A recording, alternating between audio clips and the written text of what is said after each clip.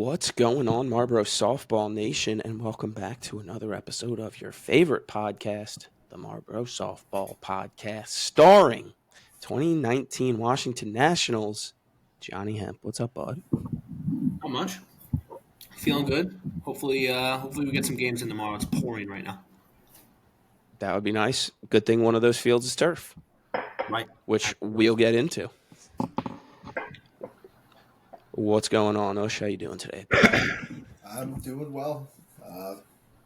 Missed the memo on nicknames for the week. Thought we were all going back to normal after last week, but gotta be better.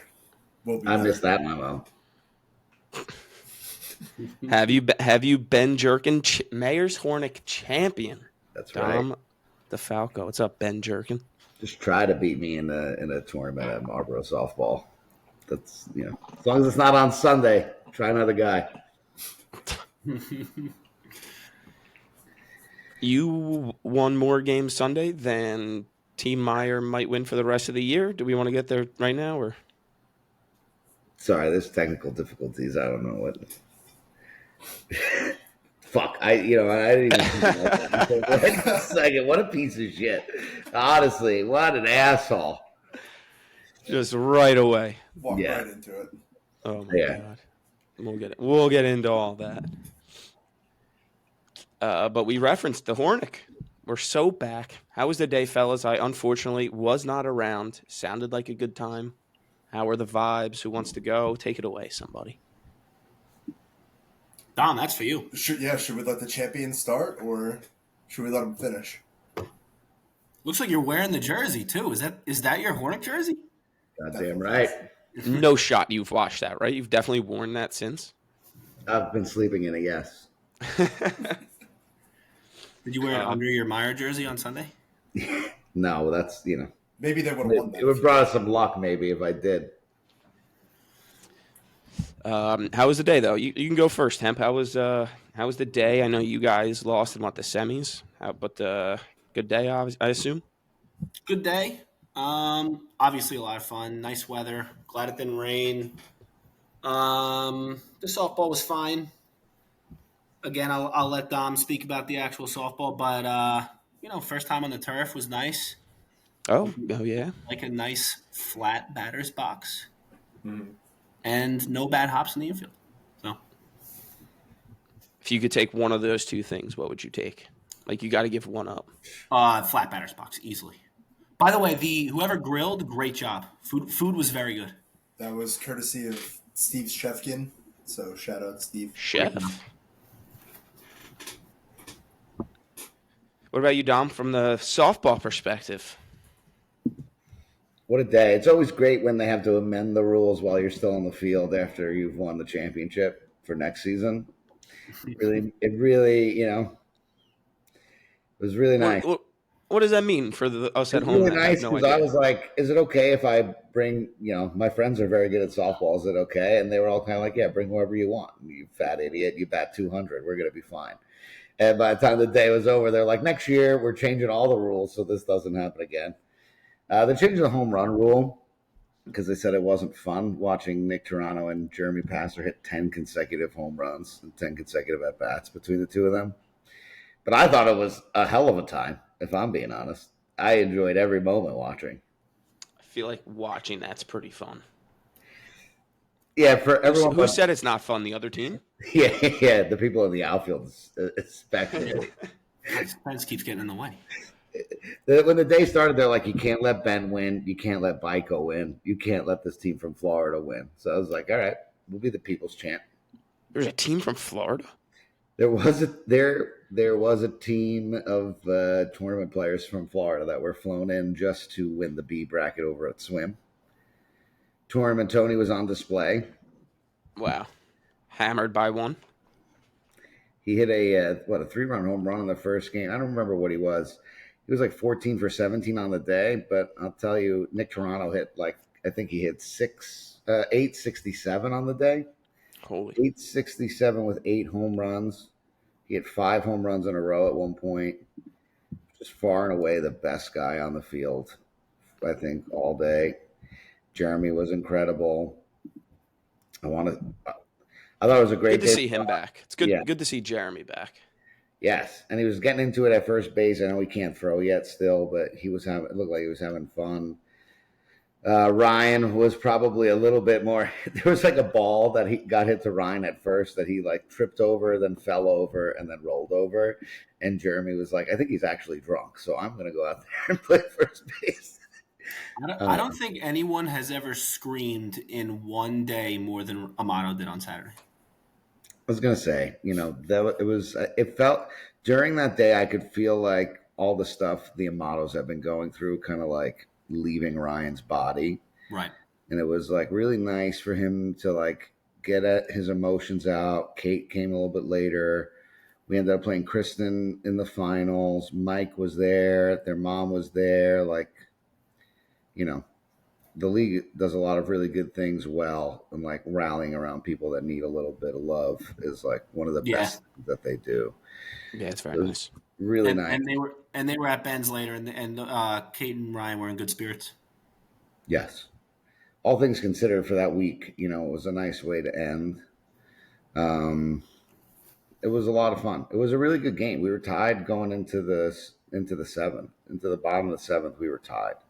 Top 8, we were tied. It was a really good game, but then everyone kind of figured it out all at once, and then we I think we scored like 11 in the inning. Should have been us.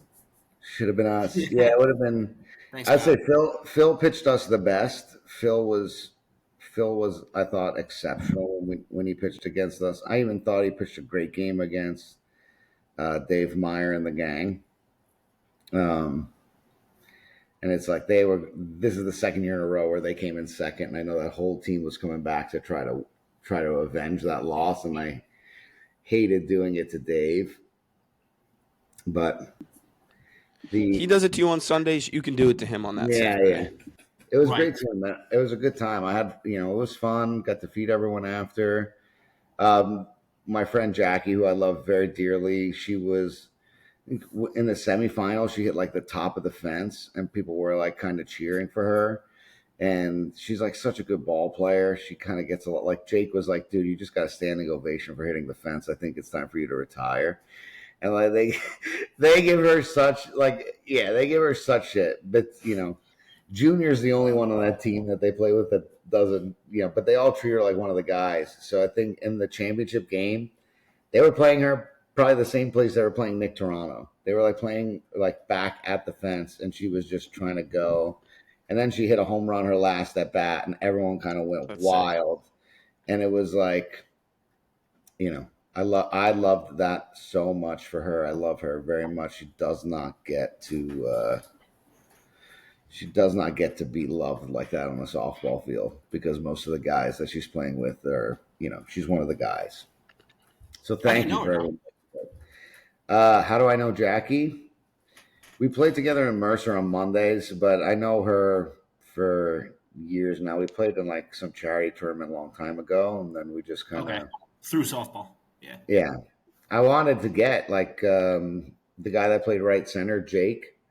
He plays with Yucko and Junior. They play ball together. I've been trying to get him to come play in the league because he's a great ball player. I'd love to have him.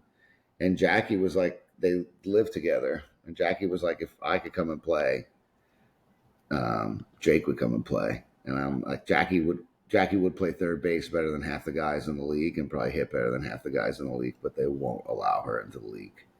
Right. So, which I get, whatever liability thing they got going on. But it was fun for her to come out and play. It was fun for everyone to kind of like cheer for her. Like I like could have cried in that 8th inning when she hit that home run. Like it was a nice. She's usually just getting yelled at. Yeah, sounds about right. Just the way you guys like yell at each, the way you right. That's so it's nice to see everyone like impressed with her skills. I think she needed it too. I'll say I spoke with the ladies who played for Team Kessler, and they've been coming to this thing for years, and they can run into one like occasionally and beat an outfielder. They said this was the most fun that they had because of the change of balls too, like being able to hit the yellow ball where they're more comfortable. and their swings more used to. They said it was significantly more fun. So it sounds like that was kind of a hit this year. Yeah, What was that? Her name Erin? She was your best hitter, I thought. Yes. she was unbelievable. Oh my I god! almost quit softball. Anywhere she wants it, didn't Yeah, matter. she I put should a have quit couple balls softball. off the field. She had a bunch of triples. She was also all Big Ten in college, so she's Yeah, legit. She was hitting nukes. Yeah. God, I was so embarrassed. but as soon as we won, it was if we had Marty and the second best shortstop in the league, we would have beat the shit out of you guys. And Sounds you about right. Let me get. Was that Ben? if Was you that guys Ush? Was if you guys couldn't hit home runs, By the we would way, have beat okay, you this is. guys. I was not going to bring this up. This is a good time for a little bit of whining. So in the first game when we played Dom, we got to the point where there was one out in the last inning, and we had the lead. Threw a guy out at first. Guy tries to go to third. Throw him out for the last out of the game, and Scott calls him safe. To be So fair, game over, game not over. Then next batter is Dom DeFalco right here. Hits a ground ball to shortstop. Throw the guy out at second. Last out of the game. Scott calls him safe. Scott sack got fly. both of those calls right. Get out of here. It's because I'm such a jackrabbit on the bases, and I hit a ball with such a. I will say, Nick Martino would have ended that game for you guys if he was at short. So Yes, I know. I'm sorry, say it again. No, yeah, it was like a weird. I hit would have a ended with Cole too. Did I hit a ball? It was like such an in between chopper between kind of like I think Phil might have tipped it. It bounced weird. Sandgate was like on the ground, tried to flip to second, but Frank was right on that third base line, and I would imagine he likes you guys better than me, and he said that Scooty got them both right. Ben lost his mind. I spent the whole morning talking to like Jackie, Jake, Woody. I'm like, we got invited to a party after. My friend Ben, it'd be a great time. He's such a good guy. Next thing you know, he screams. He literally explodes twice. And Sam goes, "Is this the little man that invited us to his house? Why is he so angry?" And I was, You know what, Dom? I've got plans later. I can't make it. yeah. Wait, That's fucking Marty, incredible. wait a second. So I go over there after the game was over. We shake hands. Ben shakes my hand. He goes, "Listen, apologize for me. I'm really sorry. I shouldn't have done that." Come back over. I'm like, guys, Ben wanted me to apologize. You don't understand. He's a really nice guy. Just give us, in the lunch break, we'll sit and talk. He's really sweet. Next thing you know, he's screaming at Paul Steinberg right in front of him. Like literally as I'm apologizing on his behalf. And I was like, listen, I got nothing to say anymore. Do you go home if you want to, you will. But yeah, no, it was great. It was a really good time. That's funny. I actually don't think anything sums up Ben Kessler more than that story. Yeah, that's funny. But You yeah, know what's funny? The two girls that played for us that knew him from Maryland were 0% surprised by Ben's behavior. Not phased one bit. Yeah, They probably had a conversation like, "Damn, he kind of took it easy on Scott there." yeah. They're like, oh, he still got it. like Ben's getting better, isn't he? He must be in therapy. Anything else on the Hornik tourney, or we all set there, fellas? Shout out! I'd be remiss. Shout out Frank for putting it together as he always does. Always good cause. Always good time. So shout out Frank. Everyone else that did stuff behind the scenes. Shout out the that wraps that crew up. to get the turf field ready for the tournament. Turf is awesome. If you're a pitcher, if you're playing the infield, 100% get some sort of turf shoes. You need to have them. Number two, that ball is coming at you faster. So if you're a pitcher and you do not protect yourself, be very careful. The mound also juts up off the turf very high. You can't kick dirt in front. Like when I go out there, I'll kick dirt in front of the mound. So sometimes it'll kind of create a slope. Not anymore. This thing is if it hits that mound, it's kind of popping straight up. Well, Dom, you know what you got to be careful of on that field is right off the turf. The grass right behind the turf is very soft and very uneven. I think, for what? Second and first baseman especially.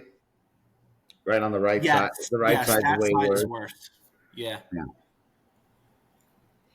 Yeah, I would say that, if you're wearing sneakers, it's a bad decision. And, if you're playing on the infield itself, the hops are true, which are awesome.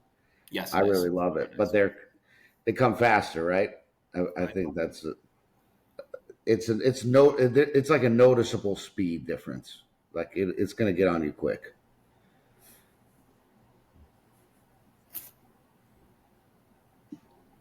All right, well, let's move on. A couple other events coming up. I'm just going to share my screen and show the website. Oh, look at that handsome looking group of people. BWW fundraiser coming up. Shout out Rich Hartley. July 11th, you go to Buffalo Wild Wings, show this flyer. Mention Marlboro softball. They'll be donating 15-20% of your bill to the Marlboro Softball Organization and some other charities. It takes takeout orders in person, so definitely go take advantage of this. See some people. Go grab a beer with your teammate or two and show them this and help out Marlboro Softball and some other charities. And then 2 days later, stop me at any point, fellas, if you want to hop in. 2 days later, Sunday, we got the Olympics coming up. 6 teams. I know it's super exciting. The Team Ireland chat's been having a blast. And we got the Marlboro softball golf outing on the 1st. I know polls are still looking for payment, so figure it out if you haven't paid. We got Pez's second annual Survivor softball tournament, half MVP, half Marlboro. That's on the 16th. So help donate, help out however you can. One soldier, one dog, one team foundation, obviously at Union Hill. And then we got the All-Star game coming up on the 27th of this month. And then we got Mayor's Trophy on the 3rd. So a lot of events, a lot of ways to get involved. Go hang out, eat food, drink beer, see some pals. Very excited for the next month and a half, it sounds like, for all the extracurriculars we got going on. Mm-hmm. And then we have I have a text from Pez, if I could read it. Go for it. He just wanted everyone to know that he did serve as a Marine, and he wanted that to be on the record. So clear that up if anyone was confused about it. You heard it here first. Appreciate you, Jimmy. And speaking of All-Star game, I think we have our captains. Captaincy for the 2 All-Star teams goes to the 2 best records through 11 games. And I believe that is Ben Kessler, 9-2. And Frank, 8-3, has the tiebreakers over Rosenstock. And barring something crazy on Sunday, I think he has the run differential over Goldfarb if they end up at 8-3. So I think it's Ben and Frank. So it goes run differential and not head to head because we beat Frank. It's a 3-way tie, right? 3-way tie, yeah. I think the 3-way tie would go to run diff. Gotcha. Yep. Unless Doug wants to pull some shady shit because Alex is his captain, but we'll see. Right. Yeah. And then the All-Star game, it's going to be what it is last year. Top half of the league gets 2 players. Bottom half of the league gets 1 player. I think it's 15 on 15. I like that ad last year. Okay. Anything else housekeeping-wise, or should we jump into this incredibly long Sunday slate? Let's hop. Let's hop. All right. Let's start with Team Drzynski and their doubleheader. They beat Baumenblit 13-8, and then they come out again, and they beat Conti 11-10. I don't know the order of those events. 11-10 was first, right? Conti 11-10 was first. Yeah. Yeah. Nip and tuck game. Massive 2 wins for Seth. 2 teams you would, if you're Team Seth, you would expect to beat going into that slate, and they came out, took care of business, put themselves 3 games over 500. What do you got on this team, Dom? I believe Frank Hermel is chucking this week, but they're 7-4 now. I think that they play Frank's team or Rosenstock. They play one of those 2 teams this week coming up. They play Stock. Okay. Yeah, they play Stock at Union Hill before us. So that's a tough 9. That's that's a tough game. I mean, a tight 9 lineup, depending on what the 9 is. No Seth, no Dan, no Papa D, and no Unterweiser. Oof. Yeah, Wow. The whole Drzinskis and Unt. So they'll have 9? I mean, Santa's going to get a lot of at bats, but is it going to be enough? I'm cooling off on this Rosenstock team a little bit, but I still think they win that game. But yeah, great 2 wins by Seth. They still, I mean, they give up so many runs and they score so many runs. It's, Right.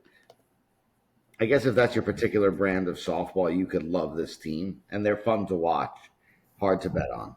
Yeah. I feel like their brand of softball shouldn't be to give up 11.7 runs a game, given the outfield that they have, and they have a very good middle infield. Yeah, they got a shortstop playing second base. You know, I agree with you.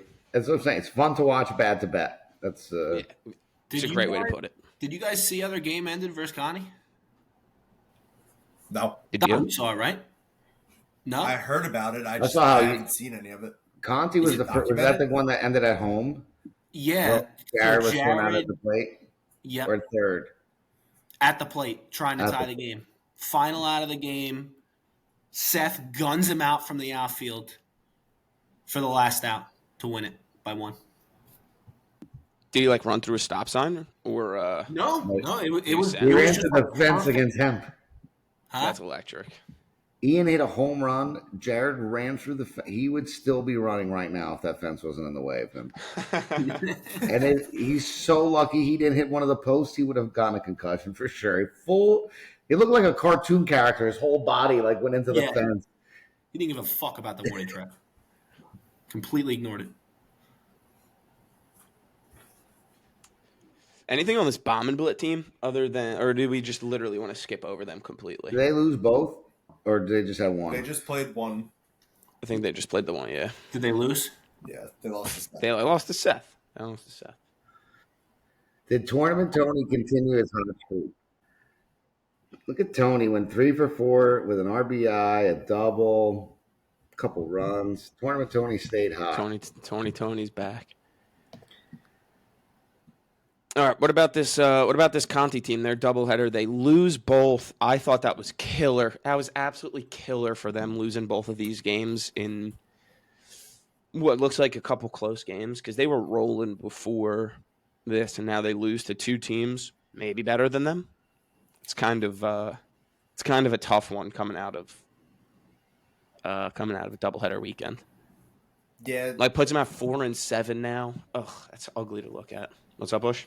it's definitely tough, but I think that, you obviously would have loved to split, but I don't hate the spot that they're kind of in just because of the teams that are in their division.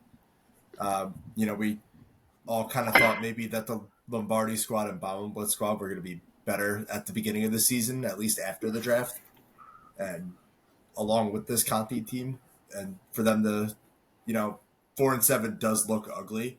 But I don't think that they're in a bad spot, and they'll, get right this week and get back on track. I think the brand of softball we've been seeing them play lately is kind of what we're going to see now going forward for the rest of the season.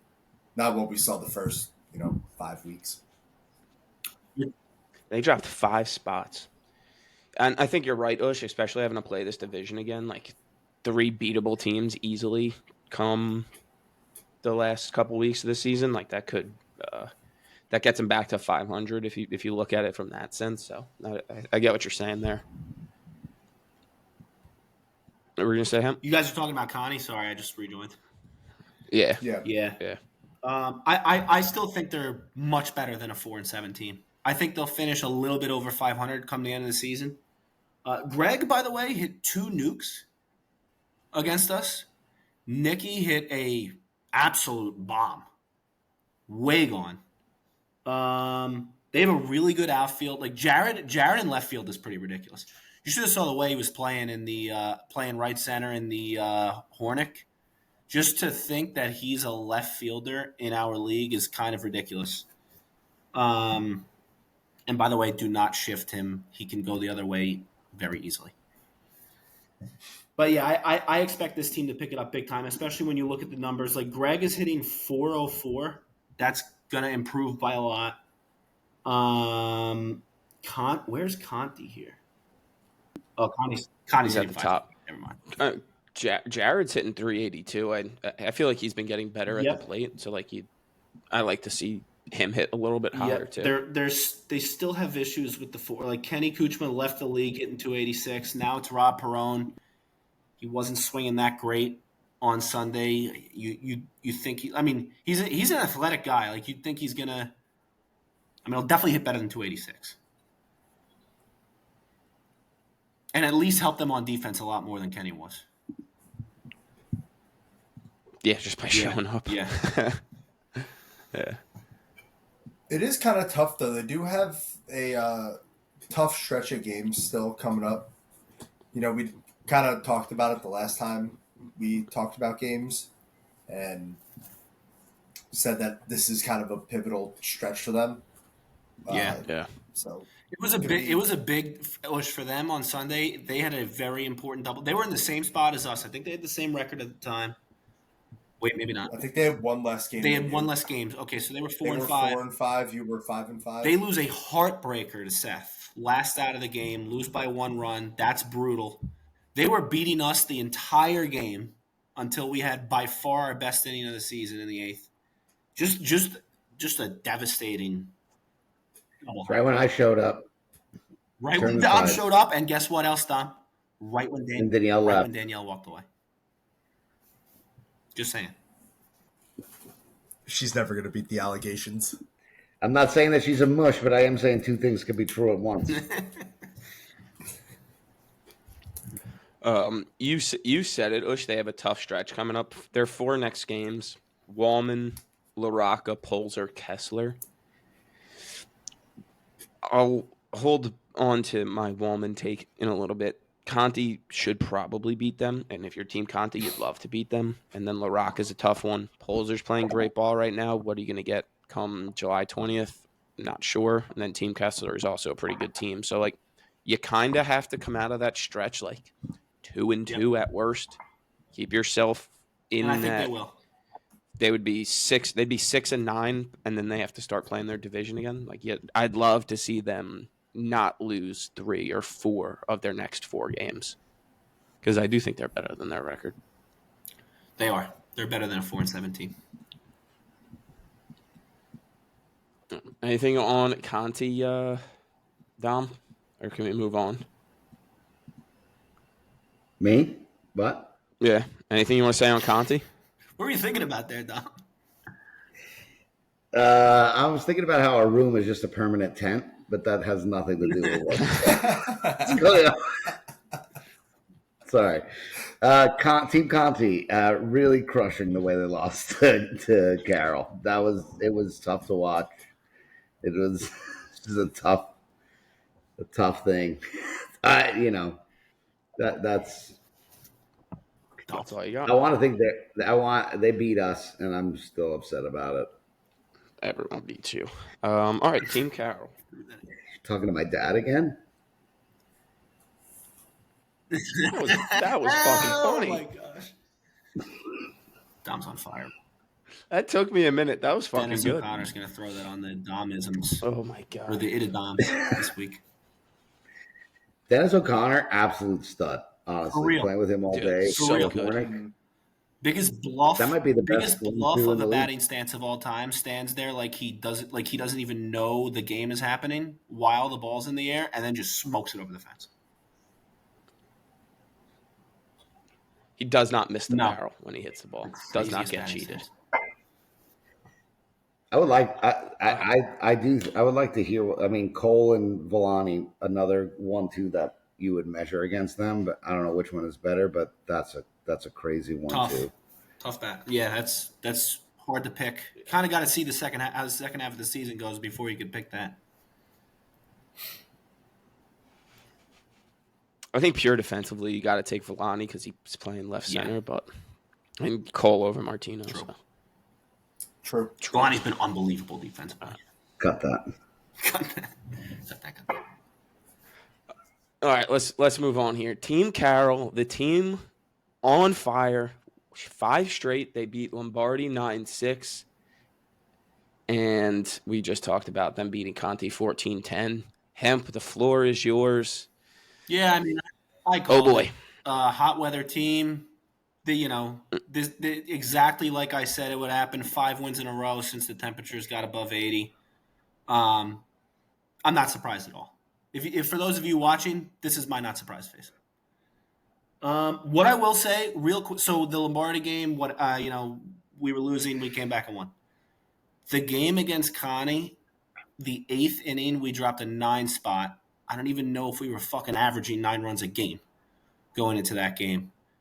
That was the most fun I've ever had in one inning of softball in my life. And the energy that exploded from our dugout after McDermott hit the 2-run home run, which was to put in the 9th run of the inning. We were down by like 4 going into the bottom of the 8th, or maybe top of the 8th. Drop a 9 spot. McDermott hits a 2-run homer. That explosion is basically everything I hoped for when Tom drafted this team, and I said this has got to be the identity. That was exactly what I was thinking. Hell of a lot of fun. What a day.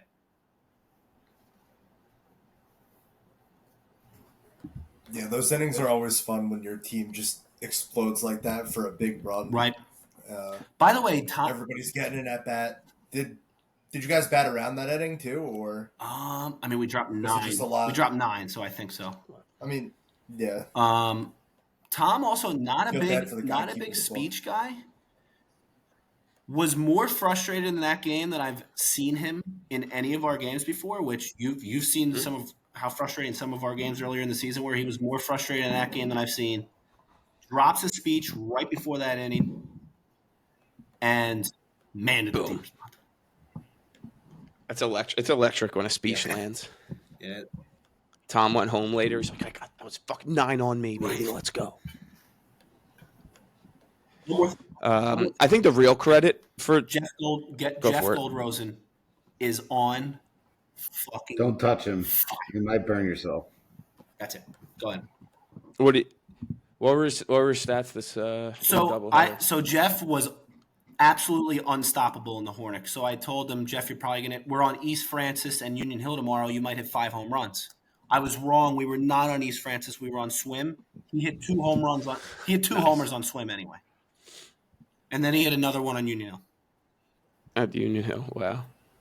2 for 3, 3 for 4, 5 total runs, 5 RBIs, 3 homers. Have a day, bud. It's pretty sick. Good for Jeff. Love Jeff. Savage. All right. Well, let's move on to we can talk Team Carroll still. I think someone else deserves credit for Team Carroll's success and not the 13 players on the team. It's Dom DeFalco and Steve Hush. Fellas, how are you making of the team that you built? I mean, could we have dreamed up a better team? I mean, look at these guys. They're just on a roll. Knew they would do this. Just needed some tough love. And we gave it to them. This would be a great time for the my way that internet they're to cut out. responding. Yeah, Dom, do you think the pregame speech that Tom gave was just him playing the podcast recording out loud? I'm not saying that I talk to Tom, weekly before he gives that speech, but I do know that Tom texts me Sunday morning, if I don't see you on the sidelines of our game, our friendship is over. So he's doing everything he can. I was at Swim watching you guys, and I tailed it over to Union Hill to watch you guys. I'm doing my part here. That is true. I want you to know that Dom, I'm a part of the Carroll. Good fan. We got to get Dom a jersey. Dom, let me ask you this, though, and I mean no harm. I love you. Are you upset that you used your speech on us instead of... And not my team? I'll hang up and listen. No, givers get to heaven, Hemp. That's far be it from me to take. So I'm here to just be a giver. That is very nice. I do it all for Lauren Carroll because she's got to watch the kids at home. Right. She can't have an angry Tom losing every week. Right. Question his existence. So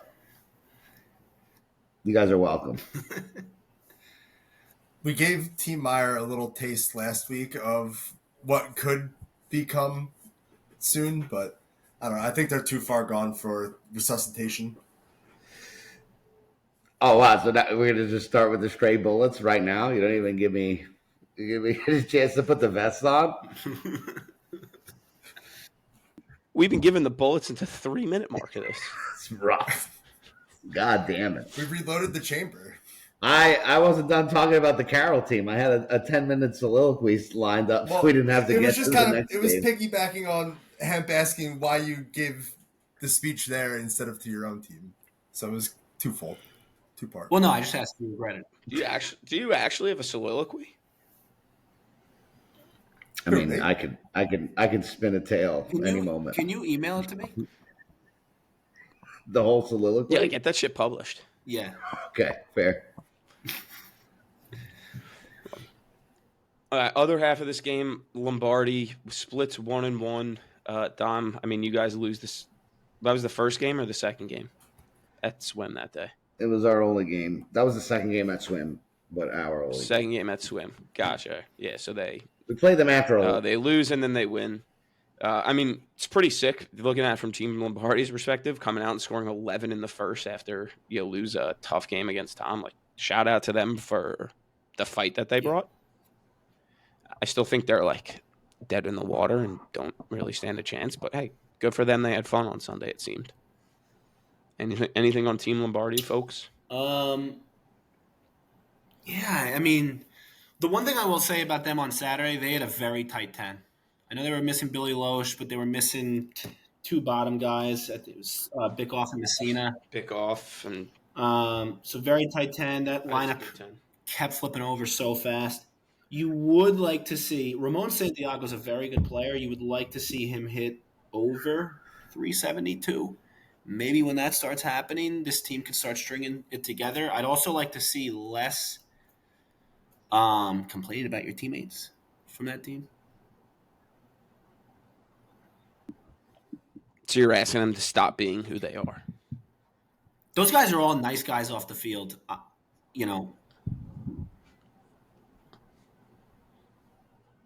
know they've got to be great teammates in them. And I think that goes back to what I was saying, like in their preseason, why I was low on the team to begin with. That would go a long way. I mean, let me tell you, that's how a team drops. What are they right now? They were 2-9 or something like that. Like that's how you get to a record that bad, is the attitudes are horrible when you string a couple losses together. That's how you won't rebound. Right. Well, I think the best way to do that and to win some respect from your teammates is, some accountability. I feel like there's a lot of people who just don't, kind of, and I feel like that could just be said for anything, not even just sports. Like, you got to hold yourself accountable for certain things, regardless of like what you're doing in life. Like, and that goes a long way with, being able to come together as a group or as a team as well. It's just, everybody buys in, everybody holds themselves accountable first, and then you can be able to help your teammates grow in other ways.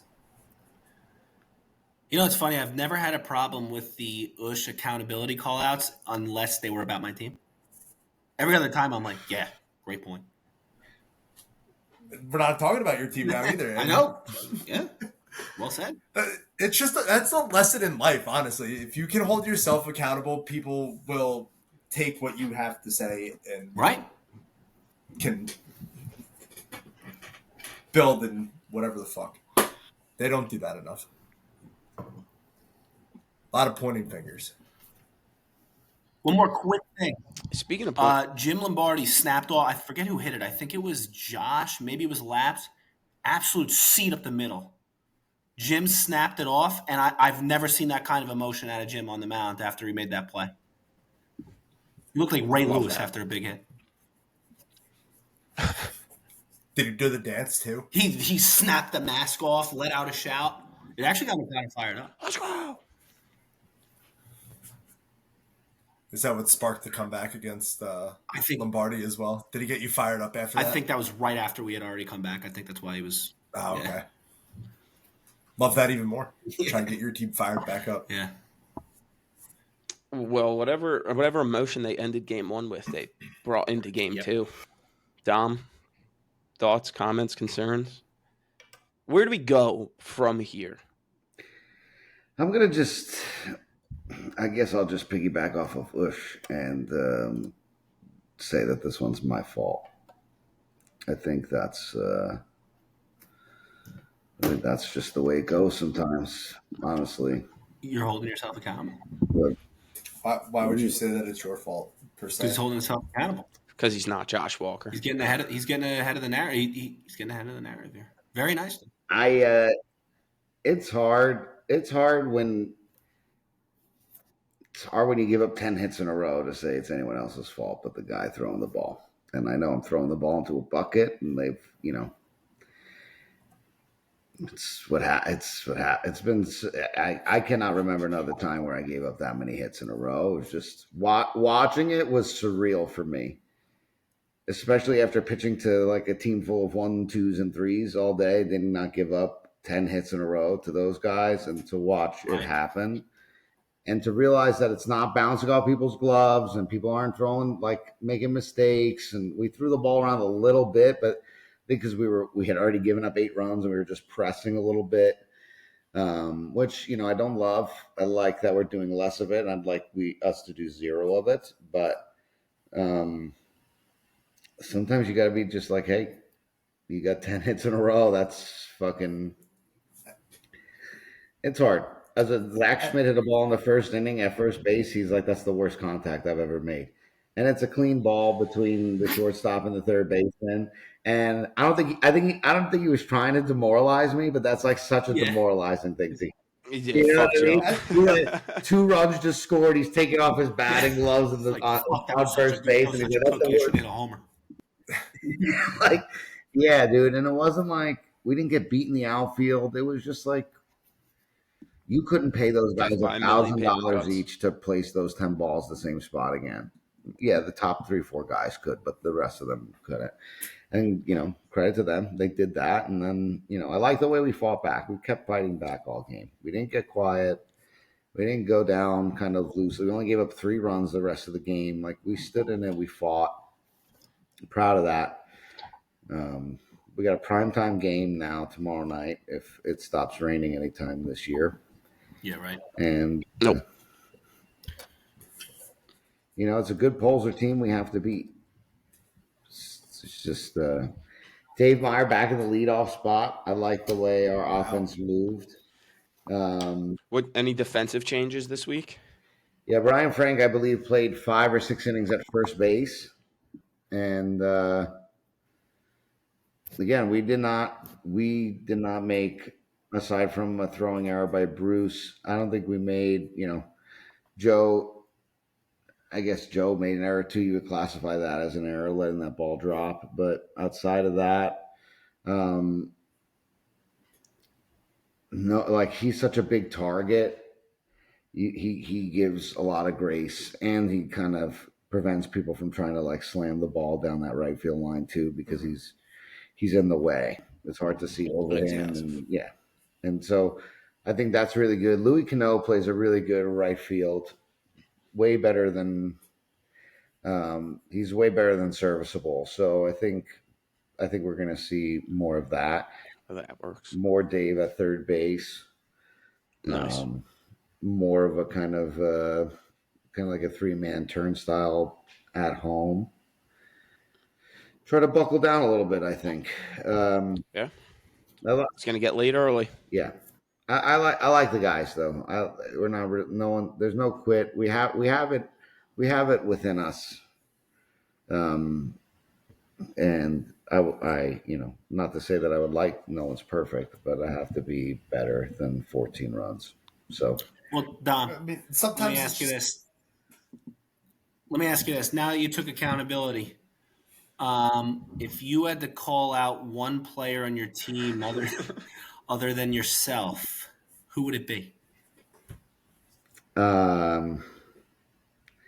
What's unfortunate about this one? I think we had to win this game. It would have been really good at soothing some of the stomach aches moving forward. And I think any team, like you just said, you guys scored 9 runs in the 8th inning. Like you're gonna come across teams that put together, an outburst of runs, and we just happened to it just happened to be the first inning of our game in a game that we had to win, and we fought back as best we could, and I think it was just. It'd be one thing if we gave up like 3, 4 runs across like 4 or 5 innings. Like we gave up 11 runs in one inning. Not to say that it was a fluke, but I think that if you go just You won the next 8 innings. probabilities of life to do that, to replicate what they did in the first inning, that's not a formula to kind of do again. And we just kind of got hit in the face with it, and then we didn't quit about it. We didn't cry about it. We played really tough the rest of the way. I think we're all going to work together to get better. I mean, guys are swinging in their garage and going out and making some time to. Our defense is not the problem. Well, like 6 guys hitting 200 or less. That's half the entire team. It's not good. We don't miss a lot of games, so we're playing with 13 almost every week. And so when you're, it's crazy because I think we have like 4 guys or 5 guys hitting over 500, and then we have 6 guys hitting under 300. And that's such a. Ooh, you're right. That's such a contrast. Yeah. Any of them you want to call out? Are you guys going to use an opener next week? People want to know. Ben. Great question, dude. The first inning is my worst inning. Maybe we'll bring Dave in. We'll put Bruce on the mound and let him just autism his way out of the first inning, and then finish the last 8. Dom, hang the banner, Dom. You guys have won your last 8 innings. Hang the banner. Yeah, we did. If only you started 1 inning later. And sometimes it's just not your day as a pitcher. Like if it were MLB The Show and you would have just quit after the first inning and started a new game, you just have one. All you'd have to do is close out the 9th. Yep. And it was a great look that we played the Hornik the day before. Then you just come out and you get shelled.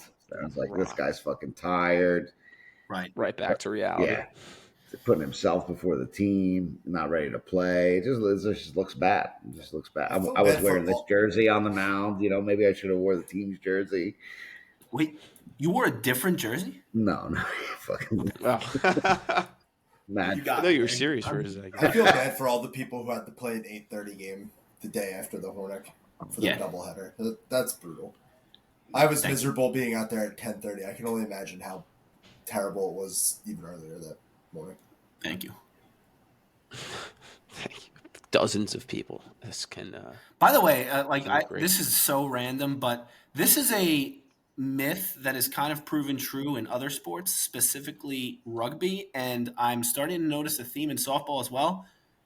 Guys play better when they are hungover. I know that sounds ridiculous. Guys play better when they're hungover. I was very hungover on Sunday. Says who? Played exactly the same. Great in the field, terrible at the bat. So I don't know what you're talking about. Who are some examples, John? Jake Heitzner had one of the best days I've ever seen from him when he was very hungover. He had 2 home runs against us hungover. All right, there you go. So far, that's it. I'm still working on it. That's it. 1 for 1. Again, the last 2 weekends has been hungover. Hit 2 home runs. How do you play? Home run again this week. Exactly. Can we get some more people? Can we get some people to reach out to me if you've been hungover and played well? Let me know. Please let Sean know. I'm going to start building a case here. I look forward to your report in early August. Yeah, can we get a report on that for next week, actually? PowerPoint presentation? Absolutely. Sounds good. Reach out to John if you want to be a case study. Everyone hit me up. All right. Let's move on. Ush, your game. Tech-Tel beat you 11-10. I know you said it was a pretty good game that you feel like you let slip away. And then they lose to Goddard. I think the Goddard game was first, so they lost and then they won. Correct. So good to see Rosenstock bounce back, but Talk to us about your game a little bit.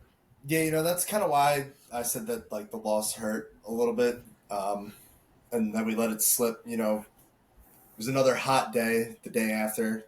A lot of key guys for them played in tournaments the day before. I mean, Artie, Harper, Phil, Ronnie, and they got the doors blown off from the first game by Goddard, only to um, have to play us. And we battled early, and they were losing. We were in the lead for a lot of the game, and then just kind of made defensive miscues, and just our offense kind of went cold after that, and we just kept trying to get runs across, couldn't come through in certain spots. We didn't play smart. We didn't play our brand of softball on Sunday in a game that we could have stole from a very good team, and just made mistake after mistake. Yeah, without Fluta, a one run game, I feel like is a little heartbreaking. Yeah. But shout out to the middle and the bottom of our lineup again coming through. Speaking about accountability myself, I always say that I need to be better at the plate. I'm still trying to find it myself. I stink. I know that we're going to change some things, I think, now that the winning streak is over. So hopefully one of those things is me dropping in the order because I deserve it. And one of the guys, Matt Whalen, deserves a bump up in the lineup for sure. And then this Rosenstock team, they've cooled off a little bit with the winning streak. They're 3-3 in their last 6. They came back down to earth. I feel like I asked this question early when they were in the middle of their winning streak. Are they playing their best ball too soon? It kind of seems like that a little bit. What are you making of this team, Hemp, after what we've seen the last couple of weeks? They're still scoring a lot of runs. Yeah, Just can't find their way into the dub column as much as they used to. I think a big reason why the "are you playing too well too soon" is a theory is because when the season starts and you establish yourself as the team to beat, everyone plays their best game against you. Like these guys they're 9-3, they're plus 53. There's no doubt about it. They're a good team. That bad teams don't accidentally go 9-3 at plus 53. I think it's normal to have a little bit of a setback, which I mean, could you even call this a setback? But it's normal to have a little bit of a setback because everybody's going to play hard against these guys. They establish, and maybe it happens with you, like you guys, Marty. I think now you guys have established yourselves as the best team in the league. You're going to start seeing teams playing their best ball against you. And then my dog barked after waking up from that. Yeah, I think you're right, Hemp. Like, and the 3 teams that they lost to, I think, like, are good teams: Marone, LaRocca, Goddard. So it's not like they're out here like getting their doors blown off by bad teams. So it's Right. It's just a regular old patch, you think? What about you, Dom? Any thoughts on the stock team? I still think they're very good. I just don't think they're as good as these numbers.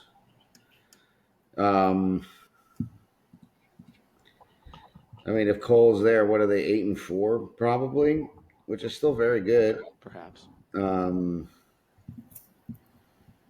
I just think when you look at Pingaro, Conti, Baumenblit, Lombardi, Klashinsky, all in that division, they jumped.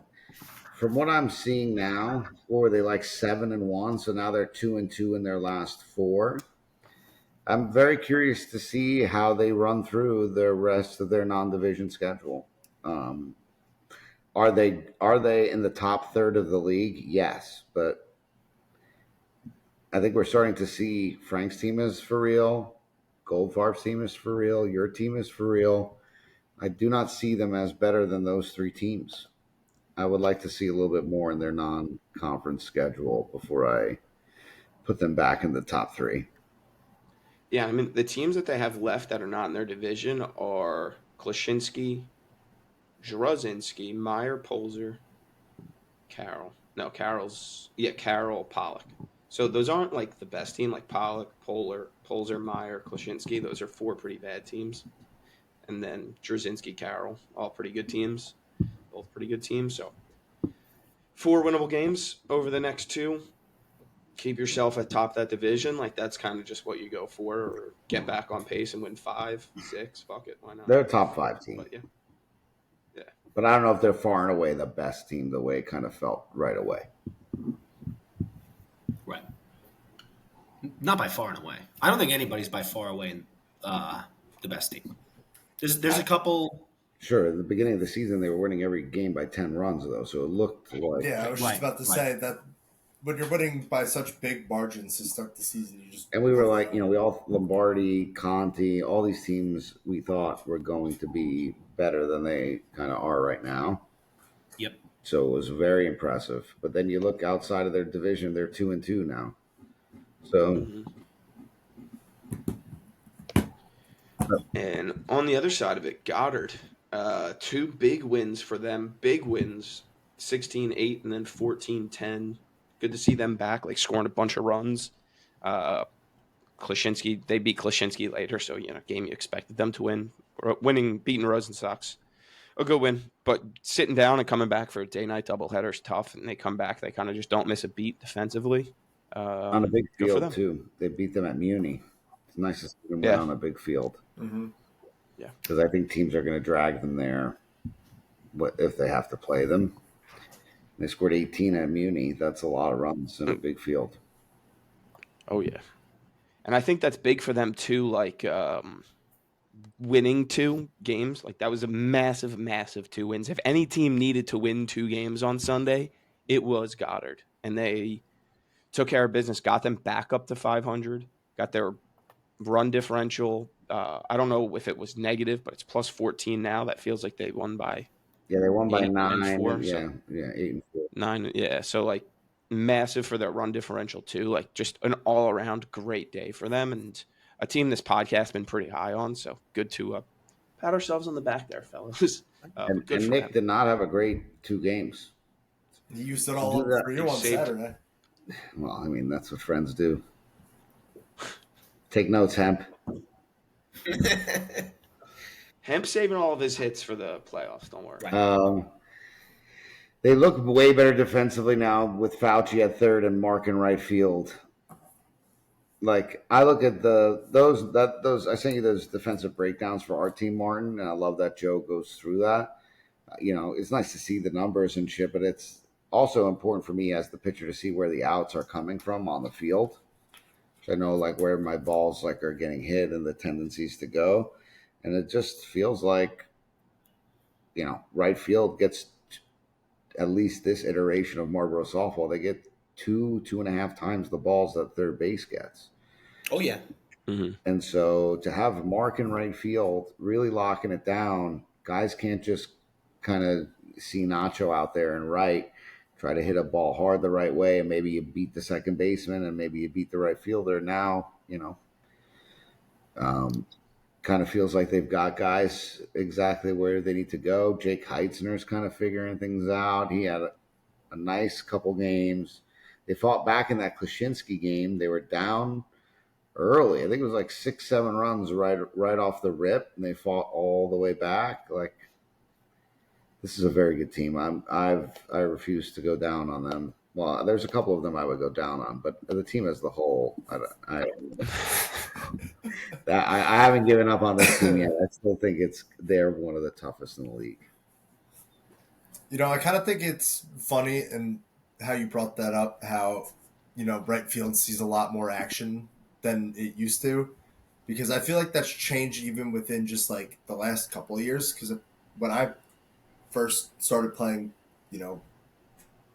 4 years ago now, a lot of people still couldn't really, I guess, hit the ball to right field as much. And I feel like there's been such a emphasis on learning how to like put the ball the other way, that right field isn't just somewhere where you can, hide your worst guy anymore.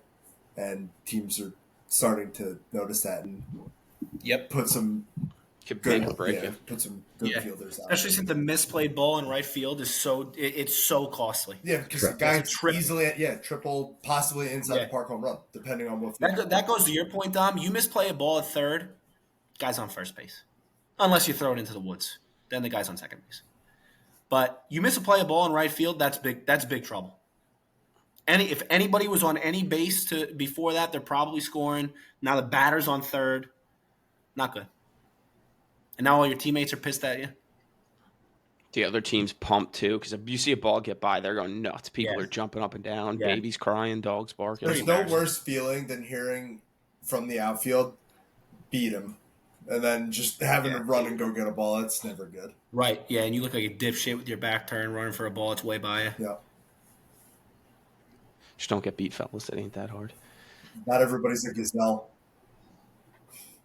When that happens, then you have to play Uncle Jerry's game. Martin doesn't know what that is. He looks like he doesn't know what that is. Can you explain it to him? I know what it is. For the people listening. Yeah. For the people listening at home that know, I totally know, guys. I swear to God. This face was for the people at home. Dom, can you explain it to those folks? Not me. Again, not me. Uncle Jerry's game is when you go to another place in your mind, like a very peaceful place. You forget about what's going on around you. Oh, so it's just like Gotcha. that scene in Happy Gilmore where he goes to his happy place. Exactly. Gotcha. Yeah. Gotcha. You could have just said that. I just got a text from Justin Colaraco. He says, "Thank you for explaining that to him." You're welcome, Justin. Cool. Alex Goldfarb is also happy that you just said that as well. Yes, so nice. How about Ben was texting Alex Goldfarb and thought it was Billy Chisholm? That is wild. I wasn't going to bring it up, but since we're here. How does that happen? I went inside That's Ben's house unbelievable. to cut this cake, and he's like, I thought I was texting Billy Chisano, but then Alex Goldfarb got here. And I was like, you think you really mixed them up? And he's like, at this point, I have to ask. I don't even care if I look bad. And he just went outside and asked, and I was dead. And was it you, Em, that was like, I guess you owe Billy Chisano an apology. Never invited him to your house. I don't think that was me, but that's funny. No one said that. I was dying. Oh, take credit for that. That's a good show. That's fucking funny. What an idiot. That's wild. Oh, fuck. That'll never happen again. It's I mean, so hard for that to happen. How do you go that long without, like, hey, nice job. Yeah. Nice job in the outfield the other day. I didn't play the outfield. What do you mean? Just anything. Fuck. That is embarrassing. That's awesome. All right, fuck. Let's move on. The other side of this, Team Klaczynski, after the tough loss, they come back and play game of the day versus Byko. That game was pretty sick to watch. I watched like some of the innings on the stream. But 17-16 to end a long day of softball. This Klaczynski team's got some pop to They're them. buying in, I think. Yes, they do. And their one is on fire. Dude, that ball Junior hit was absolutely crushed. It's at like the 39-minute mark of the game if anyone wants to watch it. That ball went a long way and got out very fast. He's been hitting the ball so well. I know this is not this league, but in our Middletown league, we play against him in hooligans, and he is smoking the ball. He is not missing a barrel at all. Every ball he hits is perfect.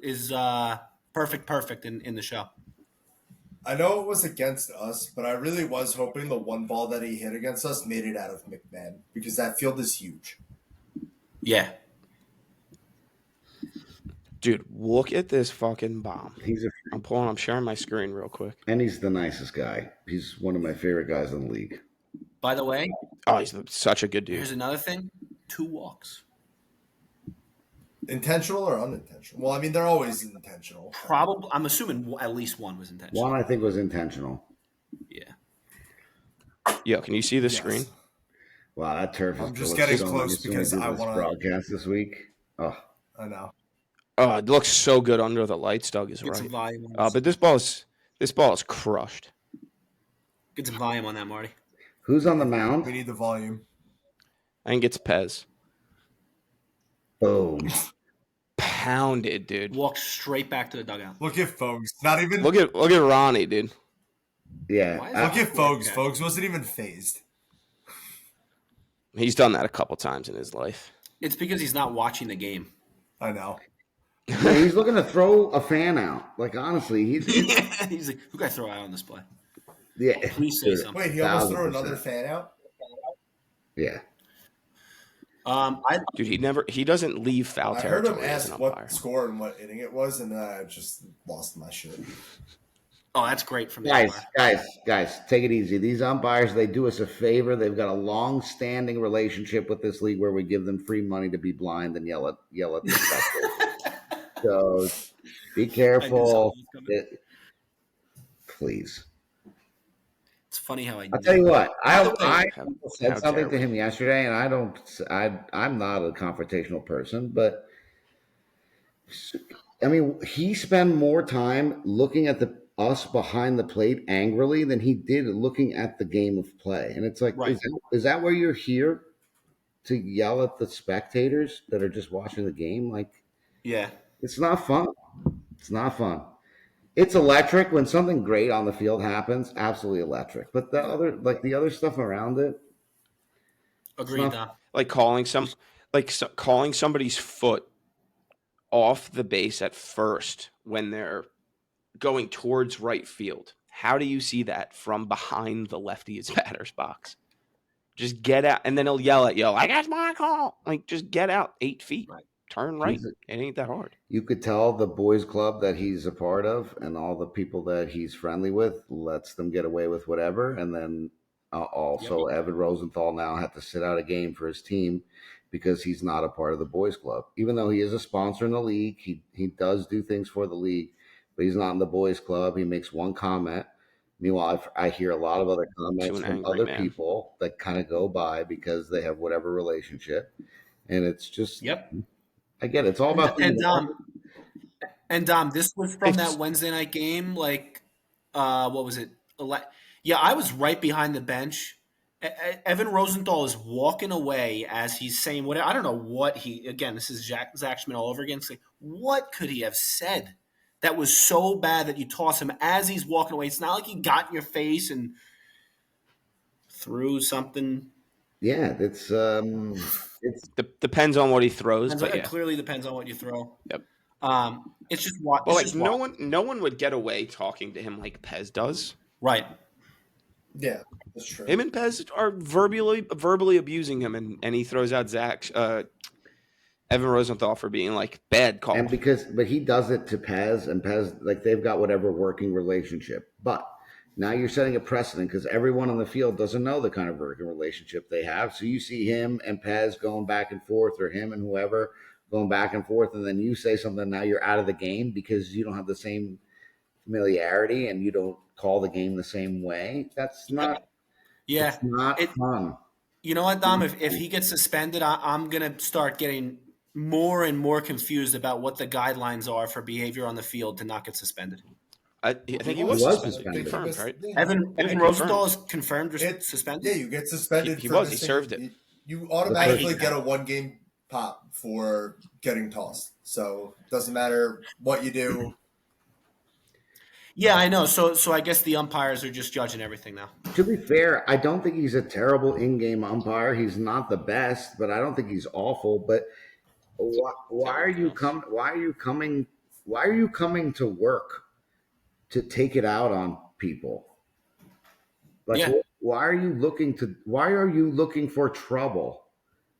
But also, Dom, if you're Evan Rosenthal and you did that, and now you've got a game suspension. Forget it. Let's forget about that you got thrown out. You got a game suspension for doing what he did, and then you see all this other stuff across all these other games on camera of other people behaving. You're like, what the fuck?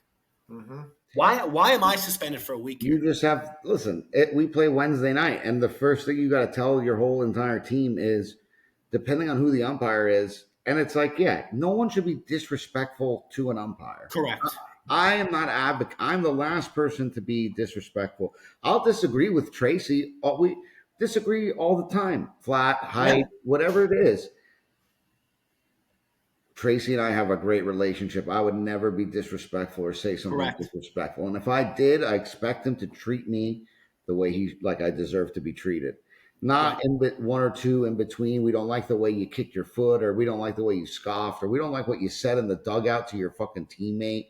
Like, no, that's not what it is. There's a difference between you going into the dugout and saying to your coach or manager or teammate, pitch was flat, or that it didn't hit the mat, or whatever kind of stupid thing. And then there's another, thing yelling at the umpire with disrespect. And then one of them gets you thrown out of the game. One of them, as the umpire, you just let it go. You don't. That's not for you to listen to. And if you are that sensitive, Can't be an umpire. Can't be an umpire. You can't miss calls. Go umpire the Middletown League. If you were perfect, sure, I would allow, whatever. If you told me I'm never gonna miss a call, but I'm never gonna take any shit, great. Sometimes you fuck up. Sometimes you fuck up, and sometimes people are emotional. And to make a joke about McDonald's closing? Like, that's objectively funny. Honestly, you're trying to get out of here. McDonald's closes at 11. Like, that's a funny joke. That's not. I don't believe that to be a malicious thing. I've heard way worse. Again, it's certainly not the worst thing somebody said on the field. Not even remotely close. And if you're doing it away from, if he's like saying that to his team on the bench, is way different than him walking up to his face and saying it in a disrespectful manner. Now, if he walked up to his face and said it to him like that, then sure, throw him out of the game. That's disrespectful. Right. If you're in the dugout and you're saying that, it's different. And that, it's tough. You can't, it is, I'm not saying any of this, these are easy solutions or simple problems. I'm not saying they're any of them, but there was a time last night where I was sitting there with my friends laughing about something that was not even related to the game. And because he had made a call on the field that some other people were complaining about, it seemed as though we were laughing at whatever was going on the field. And then after every inning, he's turning around, staring at us like, essentially like, say something. And I was like, I'm not someone to say something, but he's looking for problems. Like, leave us alone. We're not saying a word to you. Like, right. And that's not a good vibe for the league. I don't think that's a good. Maybe he's waiting for you to toke up so he can toss you. Whatever. I'm not going to do it. That's not, try another guy, pal. But just let us go, have fun, and don't take everything. If you want to go out of your way and say, give us these games where all these people are going to come and all these people are going to drink, and you're going to be like, how great is this league? We all come together on Wednesday and Sunday nights. We all get together, hang out, have a good time, 4 or 5 hours. And you got a guy that's looking to make problems with those people. It's inherently bad. It's not a great. Yep. It's not a great look. It doesn't feel good. Agreed, Don. All right. That's the Klaczynski Byko breakdown. My bad. No. Oh, good. Anything on the actual game itself, Dom? Because it was pretty sick. Was it like good energy at the field with everyone coming? Like, didn't they have like a huge eighth Klaczynski, and then Byko fought back and almost had a chance to win at the end or something? I got 2 notes on this game. One, it feels like the Klaczynski vibes are all the way in. They're missing their pitcher and their right center fielder, and they battled out 2 tough games against 2 tough teams, especially on that field. And number 2, this is what I was telling you about, Martin. Kevin Klaczynski, I'm such a fan. Like, I'm trying to figure out if it's him or Mitch Pollock, my favorite meatball in the league. And I would like to see. I keep going back, and we did that game where we watched Mitch hit that home run. Remember, that was incredible. And Kevin last night, he looked like a ballerina out in left field, hitting the ball all over the place. So I'm trying to figure out we know Nick Martino's the best shortstop in the league, but who's the best fat guy in the league? Is it Mitch or is it Kevin? They also both drop some bangers on Facebook every once in a while. So good, dude. Like, whenever there's 75 comments on a post, one of them will just slip in something great. There's a guarantee Mitch has a 17 laugh post. Mitch is about my chair missing at the game is not getting enough attention here. And I'm dying. I think he's the meatball. I think he's the league Mitch? meatball, best meatball. Mitch? Yeah. What about you, Hem? Mitch or Kevin? I played fall ball with Kevin. I'm a big fan of Kevin. I'm gonna go with the recency bias. The Facebook. I've seen a couple bangers from Mitch on Facebook. Wow. Gotta Right. go. The red chair does it. That comment was great. That was incredible. That was awesome. So I was in the middle of the Matt controversy. Something about it being on Pez's post, Just also so makes it good. Yeah. By the way, real quick about this game, this Bico game, because I noticed it on the clip you showed, Marty, of Junior hitting a home run. Why is there a reason why Rob Cord is catching? Is he hurt or something? I think he hurt his hamstring. He is hurt. Okay. A lot of hammy injuries. Apropos, Death taxes and Rob Cord getting hurt at some point during a season. In tights. Yeah, what is with the hamstring epidemic going on here, though? A lot of guys. it's a great week for ProCare, guys. Let's all just gather around for a second. ProCare will give you your first consultation for free. Tommy Carroll will waive your copay on your first visit. So go get yourself checked out. If you maybe hurt a hamstring or hurt your shoulder, regardless of what it is, if you're 24 years old or 54 years old, ProCare is the place you want to go. Right. Offices everywhere. Wow. What a fucking ad read that was. Man, you guys really are. We're doing it. You really did. We're on the Carroll payroll. Haven't you realized? Yeah. ProCare cannot lose right now. Winners of 5 straight. They got you and Tom tied for the pick'em this week. You just got a free ad on the podcast that dozens of people listen to. I mean, you guys are just winners. Right. Tom's now in the lead for the pick'em for the year too. I mean, it's just up and up and up. At what point do we sell our stock, Ben Jerkin? Very soon. They're like they're Schrodinger's team essentially. That's how I look at them. They're in 1935, Erwin Schrodinger tried to basically explain the Copenhagen effect with physics, and he put a cat inside of a box with a vial of poison, and he closed the box, and you could both assume that the cat is alive or dead if you don't know when the poison is going to open. And I look at Team Carroll that same way. You guys are simultaneously a team that can win it all and lose in a disastrous fashion when it counts the most. And that's right there. We won't open the box until September to see if the cat's dead or alive, but I'm fucking here for all the experimentation. By the way, what was the guy's name in 1935? Erwin Schrodinger. Yeah, I mean, everyone already knew that story. You didn't have to. Sorry. Didn't mean to beat the dead cat here. But yeah, that's how I see you guys. Like when I showed up and you guys were down by like 6, Tom looked like he wanted to kill somebody.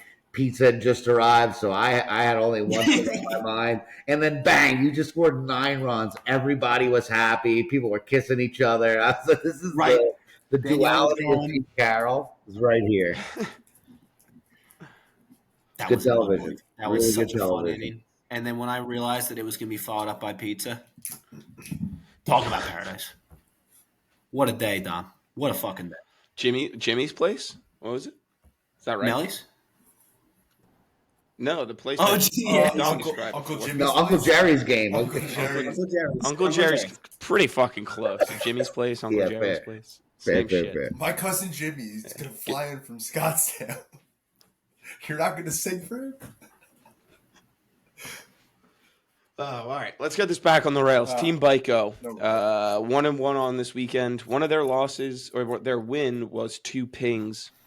Both of these teams, to me, are like in the same spot. They're both 5-6, and they both can't decide if they want to get hot or stay cold, and they just don't know. Both 1-3 in their last 4. Either of these teams you want to go with, Ush? Like, what are you making of this Bico team? Pings? Like, what a weird season they're having. Yeah, I mean, we've all, I feel like, been pretty high on this Bico team, and they're still kind of just, like, hovering around. I don't know really what their, like, fixes. I think they're just, kind of running into some nights where they're just not playing well. It's not necessarily, the talent on their team. It's just the given night. I don't think they're playing really bad. It's a tough one-run loss to a team that's been playing with some energy and passion lately. And then, they got the win earlier in the morning. And with Pings, I think it's just the powder keg waiting to blow. I don't really. Yeah. Are we going to look at the whole Matt stuff as the thing that really forget about what it felt like the people felt around the league inside that locker room? Is that going to be like, are there people in that locker room right now that feel a little bit of doubt creeping in about things being kind of staying all together, about the team being good enough? Is that kind of stuff? Do you think that kind of stuff is happening? I don't think it has to do with the Matt stuff. I just think that it's just the group, it's still just a lot of the personalities. Maybe now this kind of like brings it to a boil, I guess. But I think that from the start, this was going to be a weird team to try and gel and get to work for the whole season. Yeah, I don't know if Pat allows it to blow up, but I feel like at some point it could become beyond repair. So I guess it's maybe just at what point that going to happen? I don't know. They play you and then Bomb and Blit. I would like to see them win both of those games to prove that it's not shit isn't hitting the fan completely.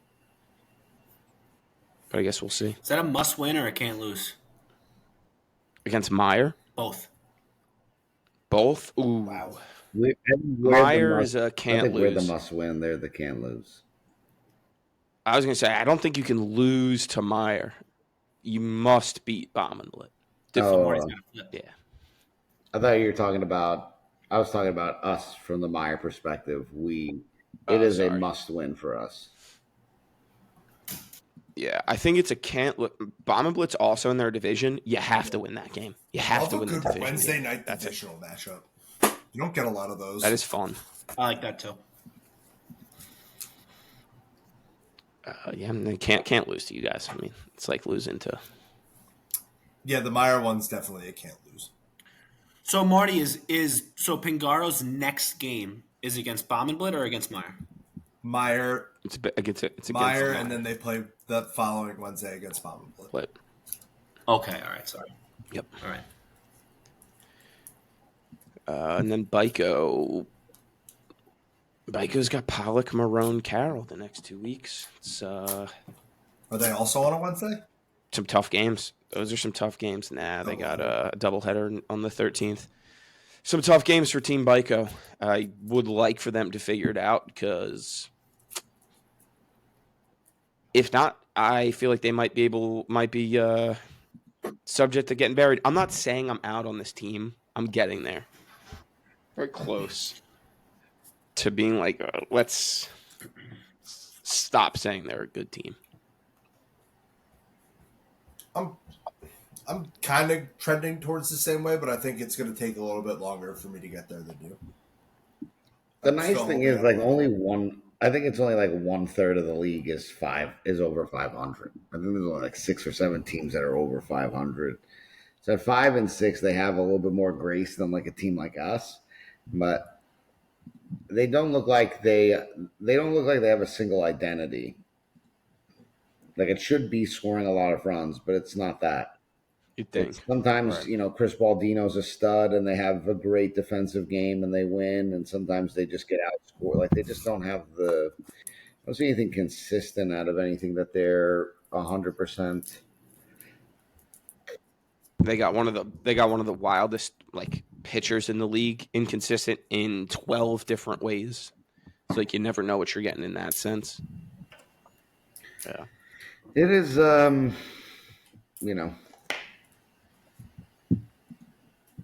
I watched that game, that Klaczynski game. I was there. I thought Pez pitched well, and I was watching them lose that game, and it's Klaczynski had a tight 10, and they look like they're buying in, and they can hit, and it kind of gets on you really quick, but it just doesn't look like they've got that's the fine line with Pez. He's either like a tea kettle that's boiling over, or he's no gas on the stove. And I would like to. It's got to be somewhere in between the two because he's got to provide a little bit of fire, but not the kind of fire that he's Too accustomed much. to kind of showing. I'm assuming you're talking about his pitching. Have you looked at his batting average? Yeah, it's not good, right? It's 300 on the dot. Oh no. Oh no. Oh no. I know because Byko keeps giving him shit because I've almost reached. And now him. Pez is going to tell me I can't go into his cooler because I insult him on the pod. Pez, calling you Ron Artest is a compliment. I think he'd be the first to admit he's not hitting well. Yeah, he would. I don't know. Like, there's never been a point where I've been pitching and we can make fun of my batting average all the same. That's fine. I have not always been this bad of a hitter, but I've never been like trying to work on things on the mound, and it made me a worse hitter. So I don't know. Like, he's perennially a 500 hitter, is he not? Yeah, and you would expect, usually. yeah. Also, his bat is very good. Baldino hitting 333 is also shocking. I was just gonna say him. Even Jason Feingold at 286, like both of them, you need more. Yeah, those are three three of them, really. athletic, like well-coordinated guys. 560. Their best hitter is fucking Wheatson. Whiteson. Whatever it is, that kid's a few puppies short of a pet shop, but he will murder every pitcher in the league. I swear to God. What is he hitting? He's at 448. And what was he, an 11? Well, yeah, he's not actually an 11, but yes. Because they're 11, 12, 13 altogether? Correct. Like, if he went in the draft solo, he's like he hits a good probably ball. like a 7 or 8, honestly. But yeah, they need to hit a little bit. And I don't even look at them like they're like Gary's batting average even look low, right? Gary's hitting 350. Like, Gary's a better hitter than that. This is very strange how many guys are. I mean, they've also got like Rob Cord is hitting 650, which is a little bit above. It's a bit above what you would expect from him. But man, there are so many guys that are so far below where you would expect them. Even Matt at like Brad Randall is hitting higher than Pez and Baldino, barely under Gary. Yeah, like that's a huge divide there. And you might have said this. I was a little bit distracted when you started talking about Matt Hill. 559 for him is honestly not good enough. You expect Matt Hill to hit 650, and he's obviously not with 4 extra base hits. Like, you need more doubles at indoor home. But he could hit 650 so easily if he wanted to. He makes me so mad, though. He hits a fucking grand slam the other night, and he immediately hits the ball, and he just screams in disgust because he mishit it, and still somehow hits it over the fence. Yeah. And I'm just like, I wish that could be my problem. I hit a ball as good as I possibly can and do a bat flip, and it stays in the park. Except for last night. Yeah, I think hitting is their problem, and let me ask you. I'll ask you 3 questions. Do you think Gary is going to hit 350 for the whole season? No. Do you think Baldino is going to hit 330 for the whole season? Definitely not. Absolutely not. Maybe first year with the mush ball. Maybe. No, no. He's way too good of a ball player. We watch him in. I know. I think he's a very good ball player. I just think it's an adjustment in a first year. I agree. Strictly yellow ball guy. I agree. Like if we were sitting here before the season started and you said Baldino's going to have a rough year because it's an adjustment to the mush ball, I could easily agree with that, but not 333. That's too low. I get it. For a guy as good as him, that's too low. All right, Is your third question about Jason Feingold? No. Okay. I was going to say, if you told me at the end of the year, Chris Baldino's still hitting 333, I would not be surprised, but I don't expect him to still be hitting Yeah, 333. But it wouldn't surprise me I if would it take out a doesn't go up. mortgage right now and put it on Baldino hitting over 333 at the end of the year. and I'd probably take that bet with you. But like, if we go in the future and then come back to this conversation, I'd be like, huh. But Right. again, I'm not saying that he will, but it's just one of those things that you hear it and just like, all right, and just kind of Right. say, yeah, maybe it was. What's the third question? Do you think Pez hits 300 for the rest of the season? No, because he might just start buying Baiko off to give him more hits in the book. But these are their 5, 6, 7 hitters. Yeah. It doesn't help. It's not like their fucking 13 is hitting 345. Their 12 is hitting 485. Dom, let me ask you this. I've noticed it with our team too. Like sometimes when the team is not hitting for whatever, like I guess it's hard for guys to feed off of no energy when it's not there. Like we'll go 1, 2, 3, 4 innings in a row. Do you think that there's something to that with this Baiko team? Like they cannot, like somebody's got to spark it for the rest of them to wake up. Like, are they all dead because, like, is it a domino effect here? It's a good question, Hemp. I look at it like when we were watching that game in the rain, and I know we were right by their dugout when they played Rosenstock at East Francis, but every single half inning when they were in their dugout, Matt Hill's talking to the fans. Pez is talking to the fans. Evan Abramson's talking to the fans. Like, is it yeah, they can go cold and it's hard for them to get up because a third of their team's talking to the fans or talking to the umpire or not like the rah-rah guys. They're distracted guys. And Baiko's over there coaching third base most of the time. So that's 4 guys not really in the dugout with the boys. Like, that's what something I noticed. And I think that's an incredible question. And I don't know if they have that type of spark in them. Sounds like the bench coach is question. a more important job for them right now than the third base coach. Need a bench coach sometimes. I mean, I think that they're giving up 12 and a half a game. That is so many runs. That is like third worst. Lombardi's given up 13 and Klaczynski 12 and a half as well. It's so many runs. I look at their defense. It's not bad. I like Gary at third a lot. I like Matt at second. Their outfield is pretty good. So I want to say it's the hitting, but they're scoring 11 runs a game. It's true. So, isn't it crazy that they're scoring 11 runs a game when you look at these batting averages? That doesn't add up at all. Yeah, it's insane. Because I just think that their top has what is some of their guys is their slugging high at least. Yeah. Like Baldino might be hitting 300, but he's got 3 or 4 doubles and a home run, like things like that. You know what I mean? It's not like John McGuire's got 2 Yes, triples. exactly. Yeah. So they're getting less hits, but their big, their total bases are probably a little bit higher than guys hitting those numbers. I think that's what's.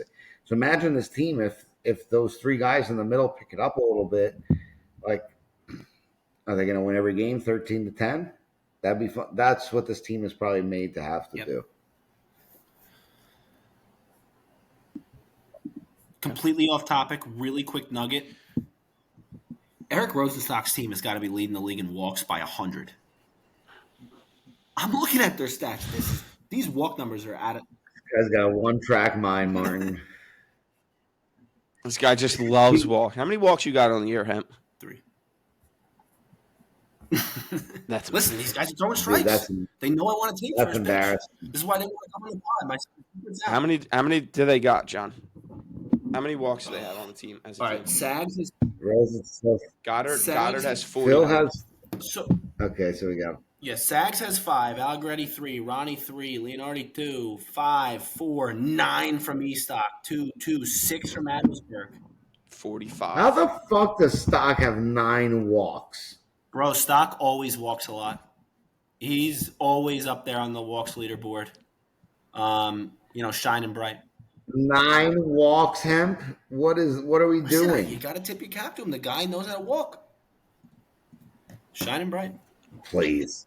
Dude, the slugging percentages on this team are crazy too. They got a bunch of guys. They got 10 guys hit with it over 938 Yeah. OPS. That's insane. It doesn't look like many other teams got that. Team Goddard does. All right, let's move on from Team Byko here. Pollock. Pollock, what did they win both their games? No, they lost to Polzer early. And then they beat oh boy, they beat Woman 2-1. Excuse me? Jesus Christ. We don't have to talk about that game. Excuse me? So nothing happened. It's a 2-1 game. Yeah, a game occurred. Hold on a minute. That's good. That can't be right. On Marl, of all places. It was 2-1. Oh my gosh. Yeah, crazy. I know Wallman played that game super banged up. No Evan Steinberg. Mark Z, get well soon, dislocated shoulder, and then Billy Allen could barely move. He was playing first base. Like they had Paul O'Connor playing. Is that the lowest scoring game in Marlboro softball history? And they only scored 2. It's gotta be, unless there was a 1-0 game. Crazy, right? Was there ever a 1-0 shutout? That's a great stat to try and find. I have no idea. Dude, 2-1 is insane. On Morel with Paul O'Connor in the outfield. 2-1's insane just Like because you of the lock fact the that it's fuck down. underhand. Not even, like, 2-1. Way to go, AJ. Yeah, way to go, AJ. Way to show Now, them I will us. mention Nick DiNapoli, honestly. Imagine giving up 2 runs and losing as a pitcher. I know. I've been there. I have to imagine. I've lost that game before. Good to see him come back from that Hornik final to only give up 2 runs in a game. Yeah. What do you make of this? What do you make of this Pollock team? Their next 3 games: Byko, Goldie, Goddard. Not easy games coming up, and they're sitting at 11th right now in the league. I truthfully don't know what to make of them. I still don't think they're very good, but like maybe they're feisty. Marty, I have a question for you. Are ones supposed to hit 378? Okay. Definitely not. You already walked it back. Why do you ask? It was just a general question. Hem's trying to start World War Got III. it. What's that? Got it. Oh, look at that. All right. This is completely random, but Brian Taponte hit Really? 378. Interesting. I'm sure he's making up for Yeah. the defense. Has to be. Good team guy. They got one guy hitting over 500, and it's Corey Rosenthal at 652. What a He's beast. still up there in the 650s, huh? I feel like he's kind of cooled off from that crazy average, but still high up there at 650. What'd you just do there, Marty? Yeah. Okay. I resorted by average. Sorry, folks. Yeah, I don't know. I don't know. This team, I don't think they have, like, I'd put the Dunn chain on them, not because they're, like, playing poorly right now. I just don't think they have what it takes to win. Like, they're just going to be this 5-7 fighting to be 500 team for the rest of the season. I mean, AJ hitting 359 and Aponte hitting 378, I don't think are going to stick for the rest of the season. Ponte's hitting 378. You'd hope not.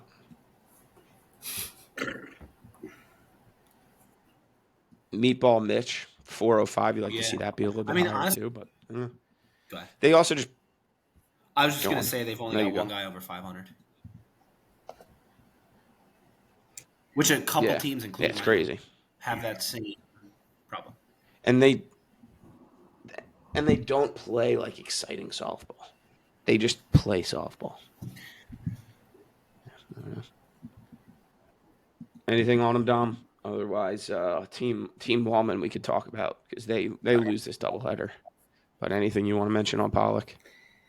I like them, which is probably an indictment against their skill, so I'll just keep moving. Apologize. Yeah. Uh, Everybody tell me to apologize. Team this Wallman. week. Team Wallman, yeah. Team Wallman. 0-2. Like I said, no Steinberg. Will Allen got hurt early in our first game. Mark Z got hurt, dislocated his shoulder, tripping / diving on a play. What was the score of that game with you guys? It was 11-5. We scored 7 in the first and kind of just buried them. Did Mark Maybe Z 6 in the make first. the play, even though he got hurt? No. It's the worst. This Wallman team, I was high on them to begin the year, and I stayed really high on them through their losing streak. Fellas, I'm ready to join the dark side. Yeah. No good. No good. Steinberg. I didn't like their pregame energy. I didn't like their mid-game energy. And then they go and lose 2-1. And I know they had to drive and hurt and all of that, but like losing 2-1 is tough. Seeing them in last place is wild. It's just a weird. It doesn't look right after the opinions I formed on them after the first couple of weeks. I'm with you. And like even playing them, like going through their lineup, I was like, okay, this guy's a decent hitter. This guy's a good hitter. This guy goes all over. He's a good. They have good hitters, but like it just doesn't ever get rolling these days. And I like felt sad playing. I'm gonna say it one more time. I still expect this team to get hot at some point.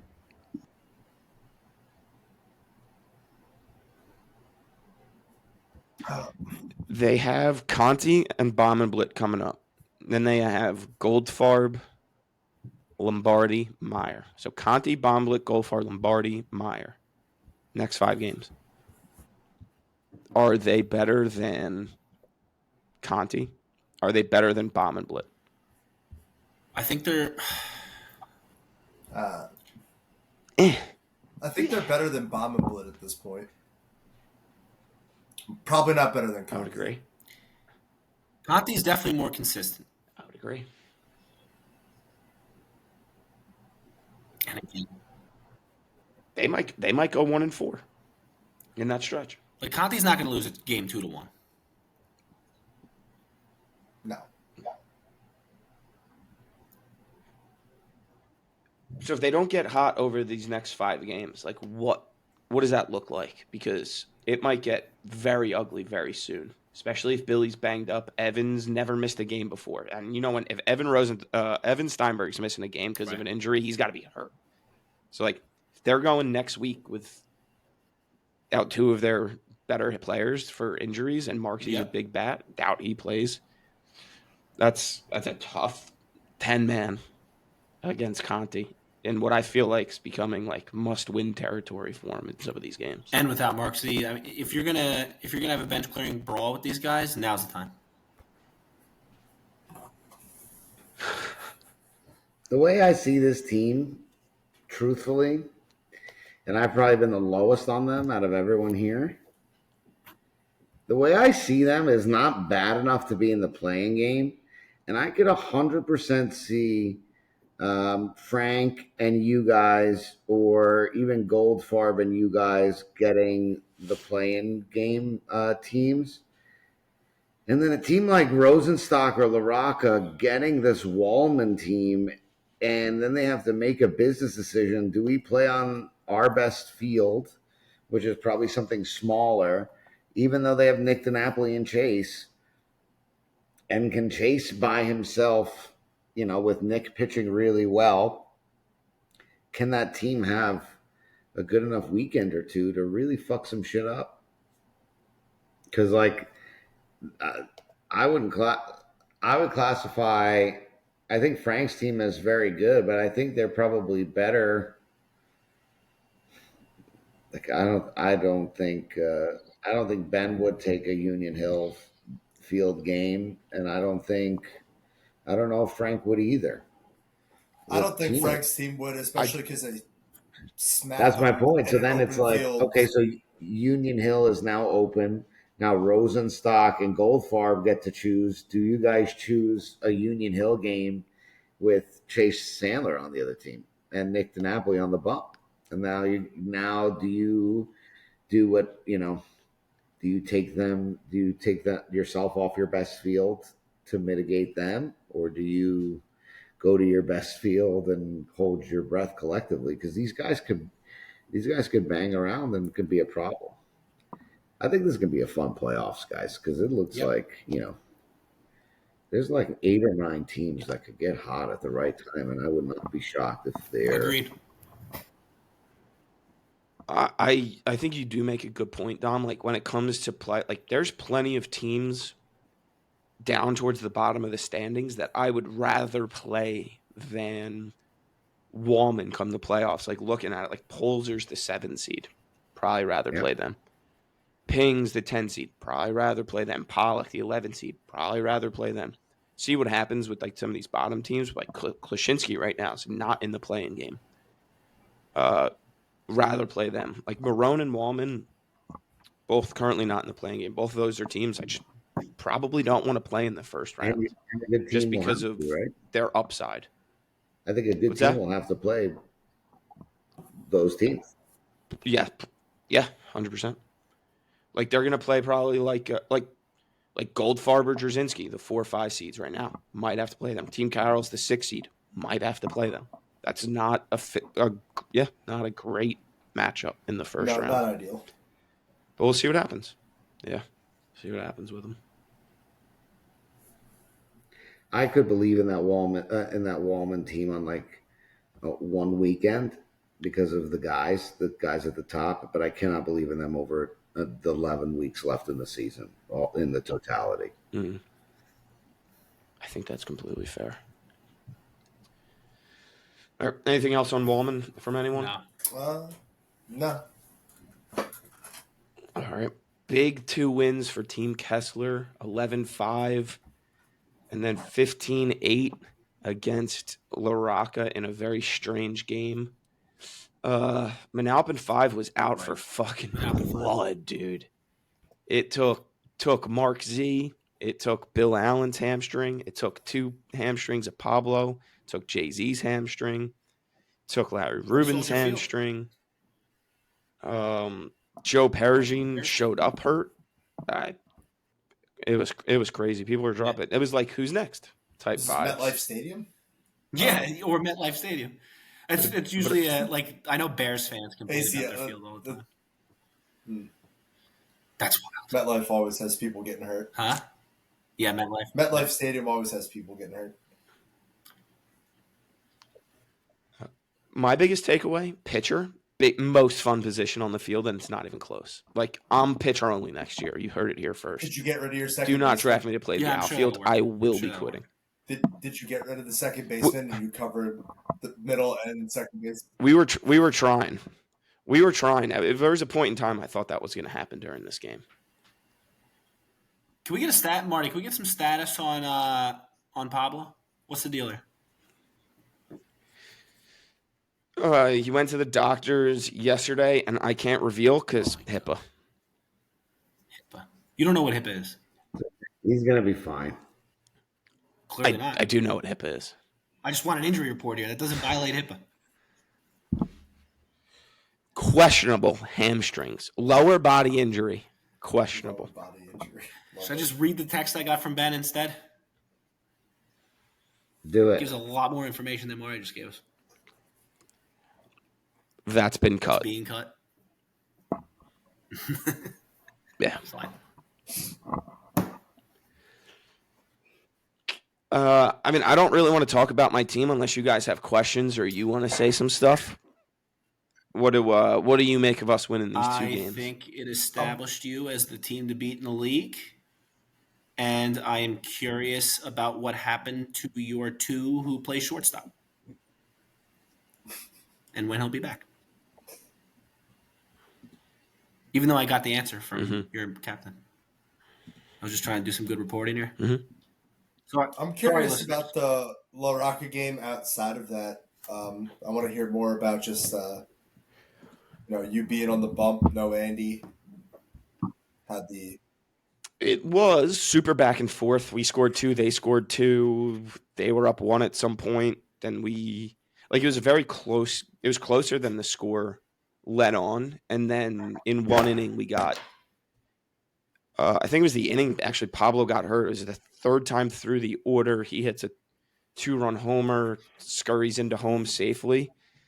And then the next two guys get out, and then we strung in like 8 straight hits, 2-out hits, scored like 3 or 4 runs. And then later in the game, the same part of the order, the whole day, it was like Colorado, Friedman, Tim Farrow, Beef had a sick 2 RBI hit. Wags was an animal. It was like the middle bottom of the order, just fucking nails all day. And then everyone stepped up defensively, especially game 2 with me pitching. Like Colorado and Vig were unbelievable up the middle. In the outfield, Tim Farrow's the most underrated third baseman this league has to offer. Jeff Friedman's a vacuum. Billy Farrow's a vacuum and right. Like Pat Farrow had to move over to short at some point. We just didn't even miss a beat with having 7 guys play out of position. It was pretty sick. You know what I've noticed about Wags both last year and this year, and Dom and Marty, you guys can both attest to this. When your lineup starts stringing some hits together and gets hot, you can bet you can't be more confident in anybody in the league than Wags to keep it going. Slapping that ball to right field. Yeah. Big, beautiful smile on his face. He continues a streak better than anybody. He continues a good inning better than anybody. He brought his son to the games. It's the first time his kid was at both of those games. First inning against Wallman, he hits a great ball at Ryan Wallman and right. Ryan misplayed it a little bit. Still a tough play. Like he hit it deep towards the line. Fucking standing 4 base error home run. I think it was a homer in the book. It was not the easiest play from Ryan. But dude, his kid was so amped, and then he was amped, Right. and it kind of just set the tone for the boys. I miss Wags so much. Wags is the best. I miss playing with him. I played with him in the fall one season. No one says they're proud of me anymore. It was only Wags. I'm proud of you, Dom. Psych, that's Please. getting cut. Oh, please.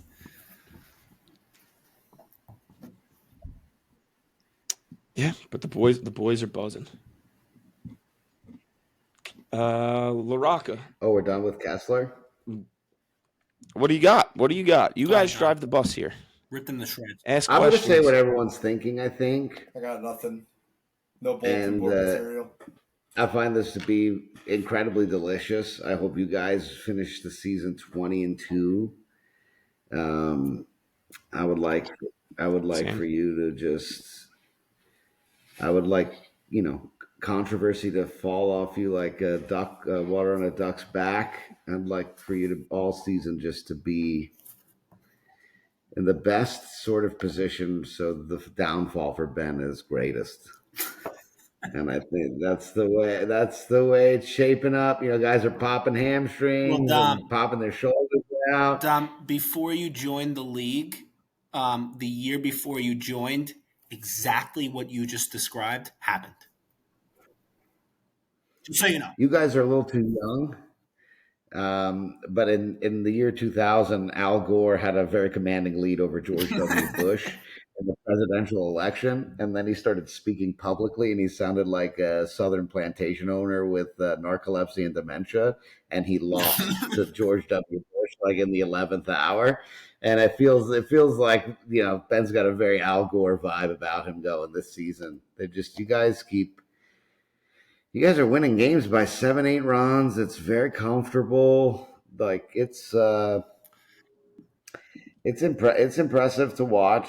Can you guys give up 5.5 runs all season? That'll be fun to watch. Like We play with so much confidence defensively. It's soothing. It's literally soothing to watch. and they're not gonna have, they're gonna roll into the playoffs, and it's something weird is gonna happen. I would like to see how you guys bounce back. I don't want it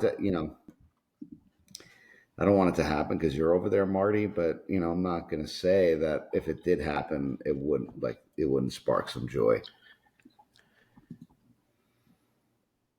I would like to see us score a little bit more runs consistently. Like scoring 11 against Wallman, and we had like 6 in the first, is a little disappointing.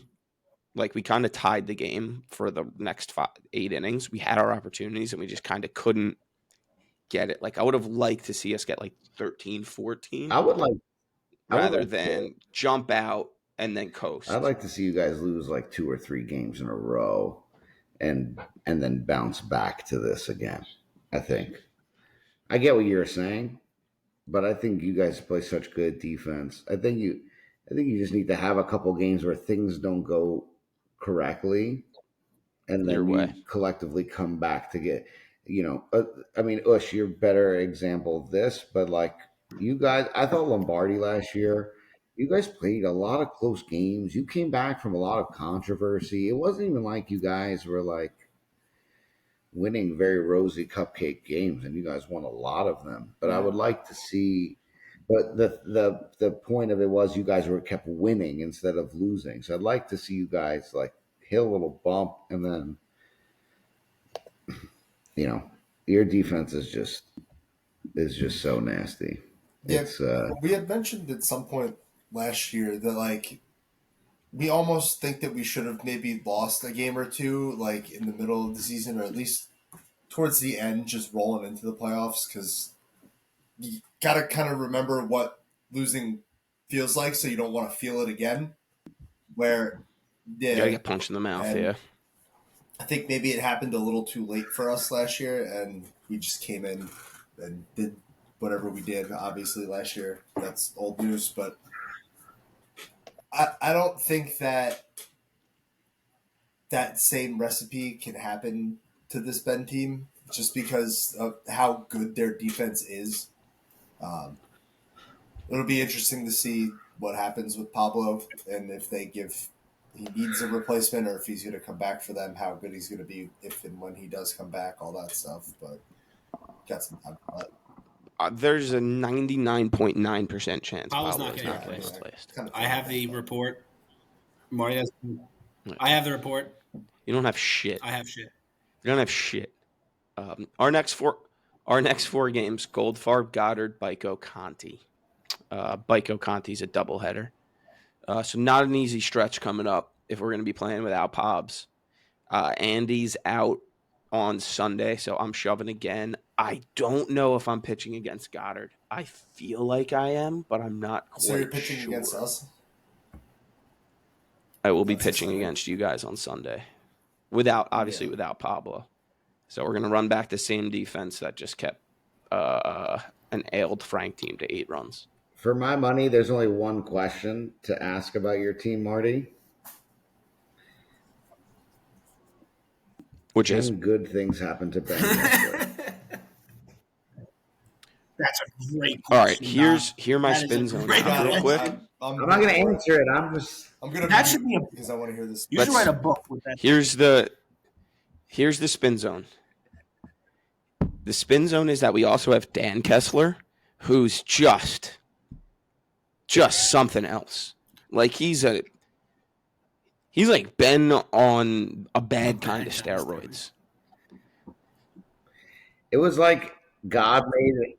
He's the negative energy to the negative energy that is around Ben, and 2 negatives equal a positive. That's the spin zone. Oh my god. Because then you're left with Andy, and good things can happen to Andy. Other than raising a Other than happy hitting son, 19s. good things happen to Andy. Marty, can I make a couple Pay him to show that observations shit. No Andy slander. while I'm looking at your team stats? Ben is 19 for 33 this year. That is a very large sample size for him hitting 578. Do we know what his career average is? Like Ben might Not just handled hit it. way over 500 this year. Like that is a very large sample size. And then listen, I love the Pharaohs, 2 of my favorite teammates. But they are both hitting under 200. What are they? You're 6 and 8, Marty, or you're 5 and 8? We pay them to I play hope so. defense. Because they are hitting 185 and 184. But again, great vibes players. Great vibes players. Not great. One thing one thing Team Kessler has is fantastic vibes, and they are big contributors to that. Billy's lost too much weight. Tell him to eat some fucking food. They are both great Maybe. defenders. Yeah, incredible. I'm a big Farrell guy. I hate doing Well, that, you but only I just saw it and I had to say something because they're both better hitters than that. I know it. I think the difference between like Wallman's team and your team, I think Wallman's team is very top heavy too. Or like, I think your top, you have way better defense than them, first of all, so you can kind of handle a top heavy team. And I also feel like the top of your team feel like they can be the guy. Like, I don't really. Right. Maybe not me. Sure, but you scare enough people just being in the box that you don't have to be the guy as hard as some of the other guys. If that's that's how you want to spin zone it, and what you do defensively for everybody and offensively for everyone would all like you. You are one of the few ones that can be 0 for 3 at the plate with a walk and still have a heavy impact on every other aspect of your team. And there are a lot of ones. Over half. That's a very very special quality to be able to do that. There's only a few guys that you can feel that way about. Right. But I think it's just it's you're like a karma team. Will karma allow it? Great question. There's another book title. It's almost like Andy's punishment for having Ben was having Daniel. And it's not fair. So some good should happen. Andy's got caught like he has so much credit in the karma category. I think that's why I hope he's having the best. He's like the American Express Gold member that just realized he has rewards. Dom, you got 2 great book titles right there. Are we done with these games? Was that the last one? Just La Rocca. Yeah, it's a 4-hour split. episode. Yeah, they split. They were banged up, and their team's really good. Dennis O'Connor's very good at softball. Nick Martino couldn't get a hit off me. How are we? Second best shortstop, 234th worst hitter. Wow. That was yeah. They beat Marone 14-5 in a game that I don't think really matters. Get well soon hurt people. yeah, I can't find anything on the rock on our sheet. Did you delete them? Frank didn't submit them in time, so Doug. I will say one thing about Glenn's team. Shout out Jeremy Levine for trying to record the game for everybody. Listen, the phone. It's tough for the phone to stay alive in that heat.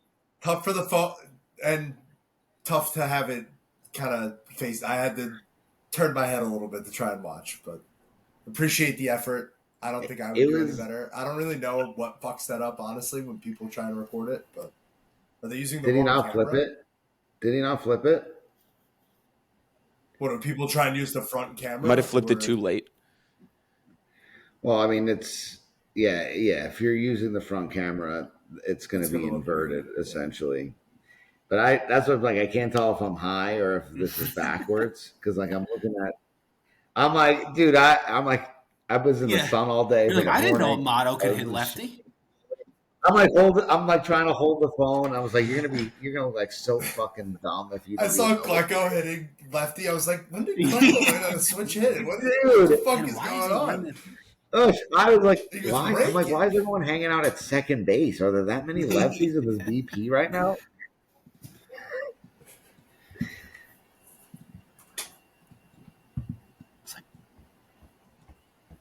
All right. Shall we move on to the next slate? We have lines.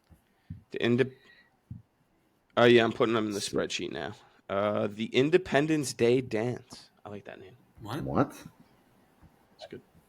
That's what the Independence Day Dance. That's what the Sunday slate's called. 4th of July. Trying to get this picture. All right. Greg Joe Caputo sent them in. All right, they should be up in a second. All right, let's start with this next slate. Goldfarb -2.5 versus Kessler at Swim Club. Who's the home team, Ush? Do you have any idea? Maybe us, because we started our first maybe like 7 games away. Goldfarb is home. Goldfarb is home. We started our first 7 home. Yeah. Really? We're missing Pablo, missing Andy. You guys missing anyone? Maybe Doug still. He's battling like a sciatic issue in his back, so he didn't play against Rosenstock last week either. No, he just sat on the sidelines bitching about his teammates instead of helping. And then, I don't think. I'm sorry, what was the line? Goldfarb -2.5? Yes. And the only guy missing is Pablo for both teams? Andrew Kessler is missing. Are you listening? I'm shocked by the Pablo news. I'm going to go with Team Kessler. Questionable. Sucks you're missing Pablo. It's your shortstop. You do have another shortstop. Pat Farrow can play there. And he's hitting 200, so I'm gonna cancel that. I'm gonna cancel him and Pablo missing out of the lineup. Cancel those 2 out. Go with Team Kessler. Short lineup. So funny. I love how you tried to fucking you thunk out loud and tried to pretend like it was some sort of journalistic narration process, and it was just happening in real time for all of us. Lots of people listening. All right. I loved it. It was an unbelievable formula. Can we get a graphic of that formula of how Kessler wins? You took Kessler in for all that? Sorry. Honestly, my brain exploded at some point in the middle of that, and I didn't even hear what you said at the end.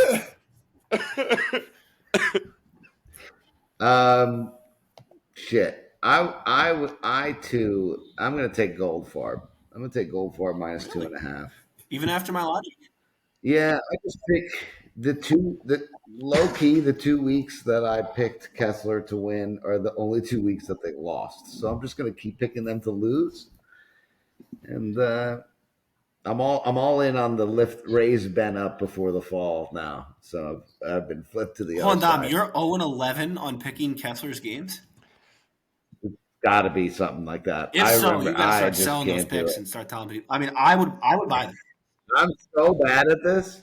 If I pick you, you should hate your life, honestly. This is going to be a bad Sunday for you if I pick you right now.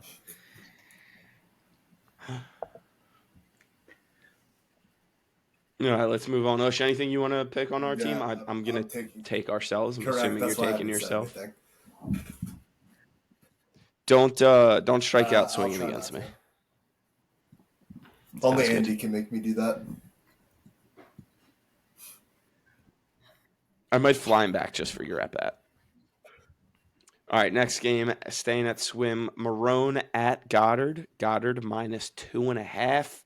I'm going to take Goddard -2.5. Ush, you can go first here. What do you make of this one? I don't know what to make of this one. I mean, did Goddard kind of beat the open field allegations that we kind of put on them with this win over Rosenstock at Muni? Or was it just kind of a one-off and Glenn's team's going to find a way to win this game, get back to what they are, being an emotional team, and win a winnable game against a Goddard team, potentially. But you all right over there? I can't believe what I'm seeing. I'm going to have to pull it up on this screen. This is crazy to me. I'm going to their team page. I'm a massive, massive hater of this. They already took a team picture on the field together. And it's on the website. Marone, you can't do that. You can't do that before the season's over. That's a championship photo right there. That's some bad juju in my eyes. Wow. Well, I was going to take them anyway, but that just solidified it. I'm taking Goddard in this game. I don't think we took a team photo all OMG. last year. We took one in my backyard. Do we know when that photo was taken? Crazy. Like Team Lombardi took one. Didn't you guys take one towards the end of the regular season? Then you got swept in the first round. That's terrible, Juju. I forget. That's a Dunleavy thing. We took it, but yeah, it was before the playoffs and didn't end well. That's not good. But looking at this, I'm actually going to change my mind. Team Marone doesn't lose 3 games in a row, so they're going to win and cover. They're going to win money line. I'm back in.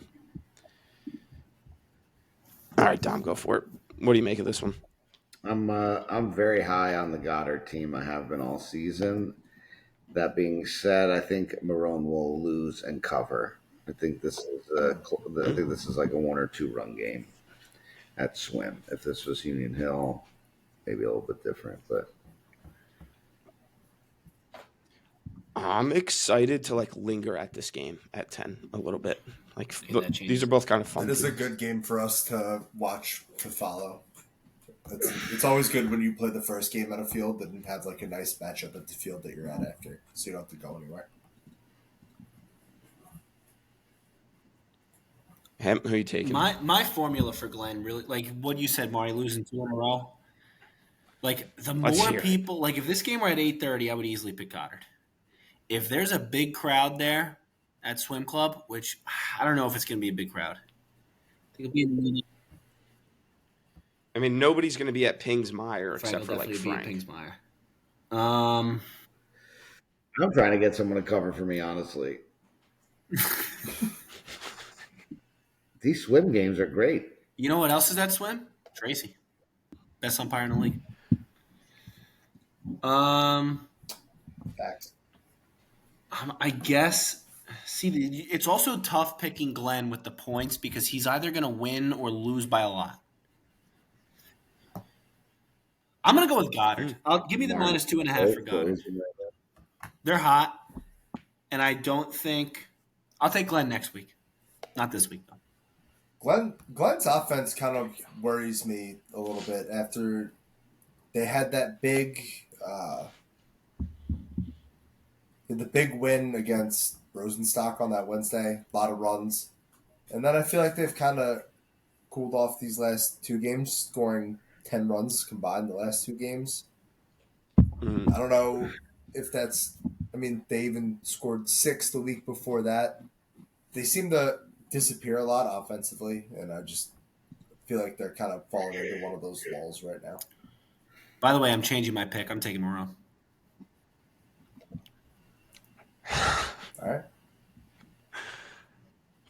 We just made 7 picks. 3 of us changed our picks after an I'm initial. sure I'll change my pick on the actual thing. It's tough to pick those games where, some teams are bipolar.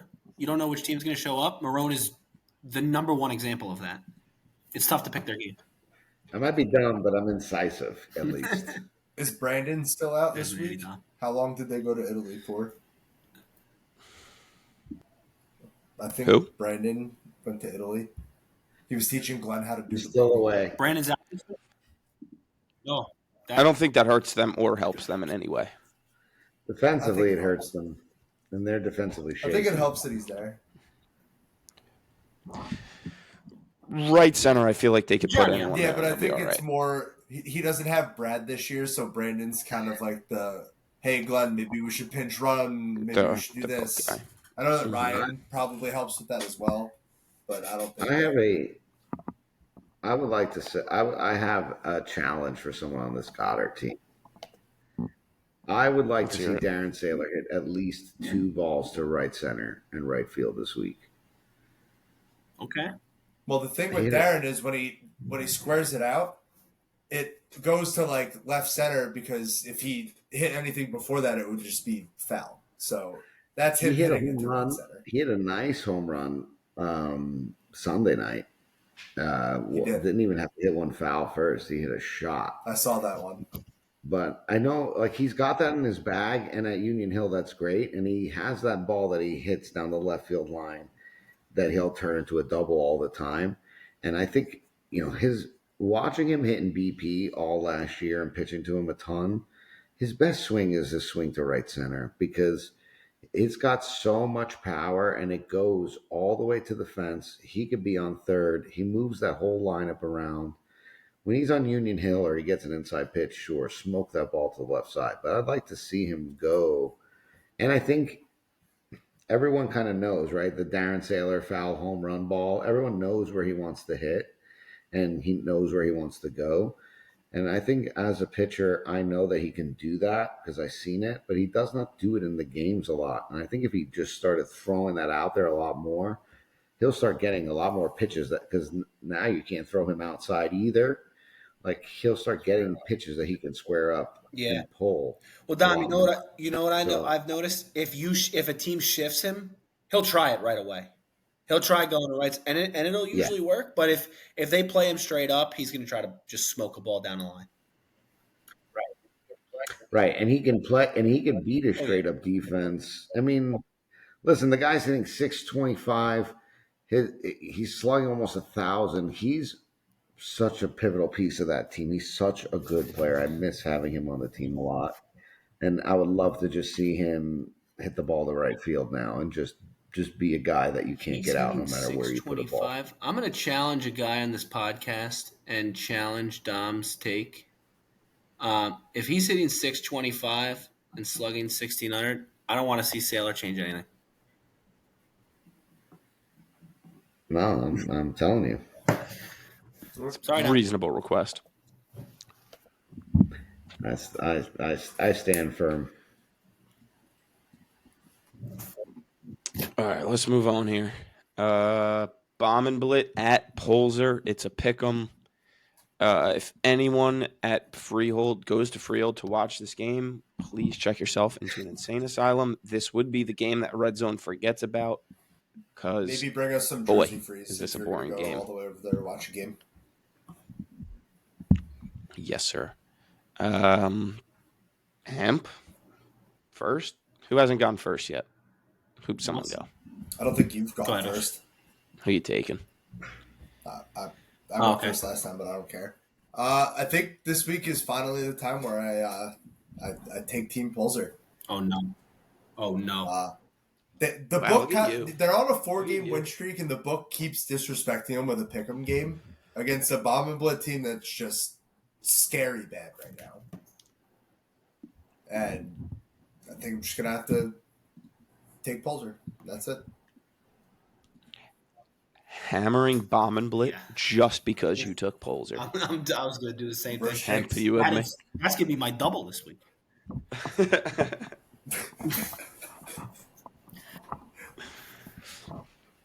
What about you? I'm gonna take Bomb and Blit as well, Oh no! Wow. Wow. just to make it spicy. Rulo, I love you. Wow.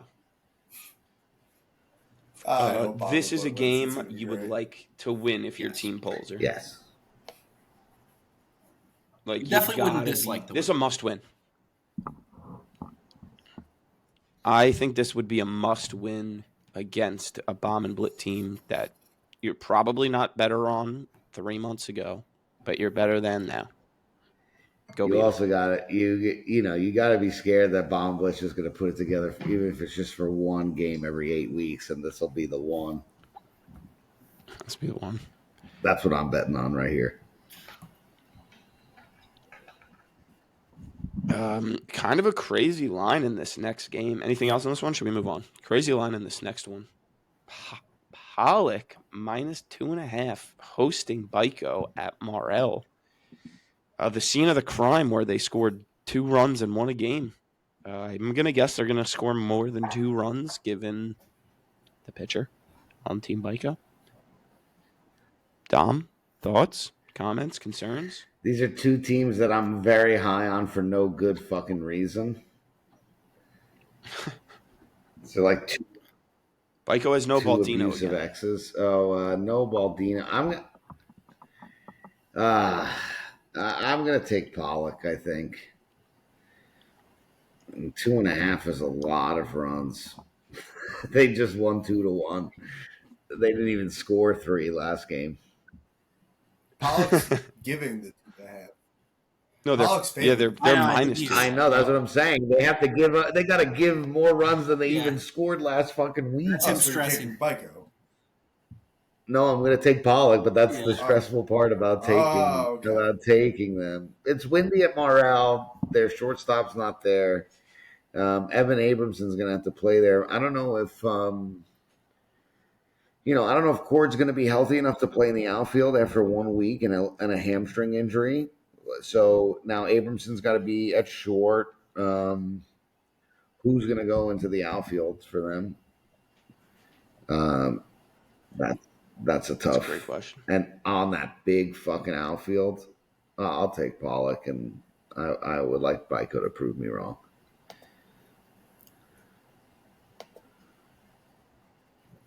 You kind of just talked me into Pollock.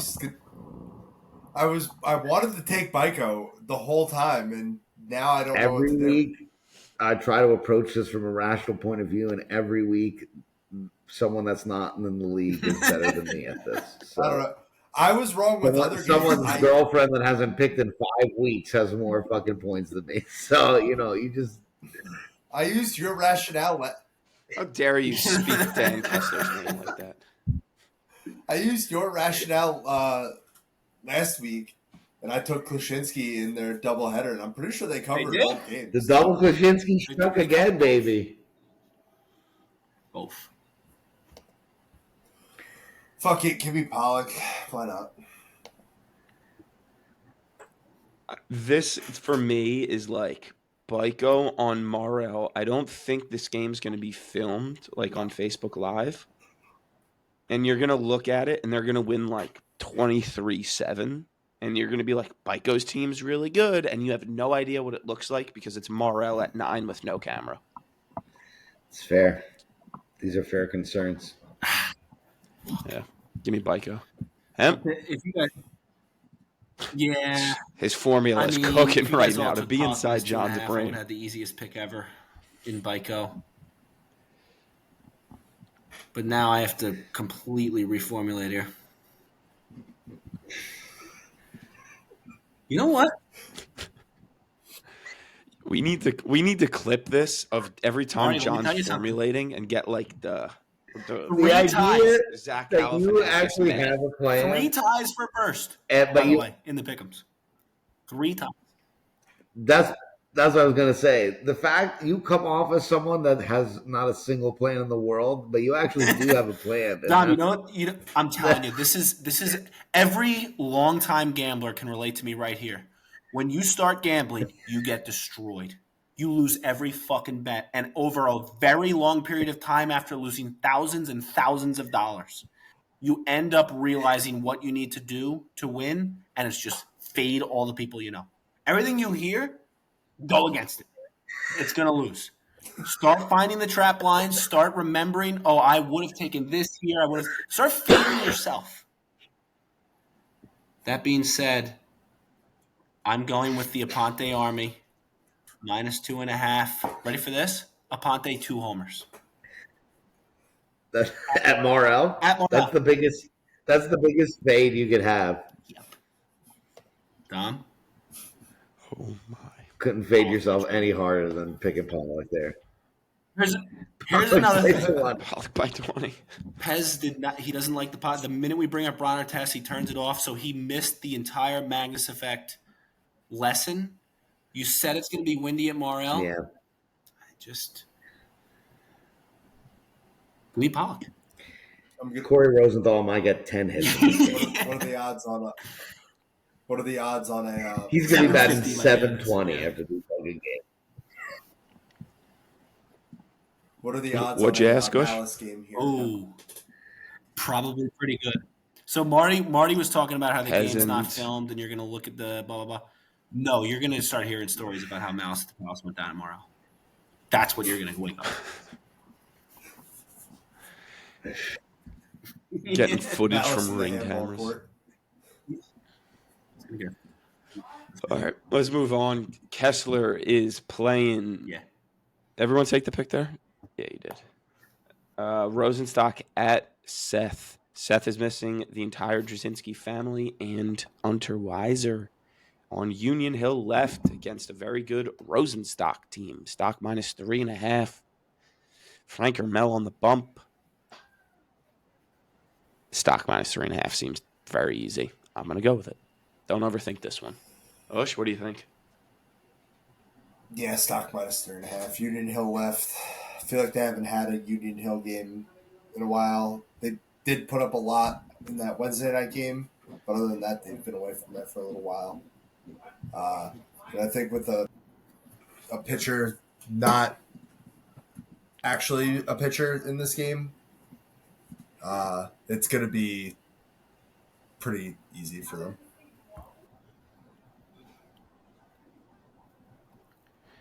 Dom, is this gonna be a clean sweep? I mean, Dan and Seth. I know. We've lamented a little bit that Seth is kind of hitting below what he usually hits.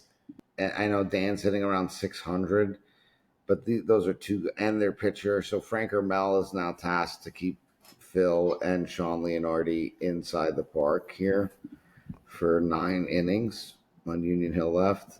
I think I'll take stock. It's tough. It'd be tough.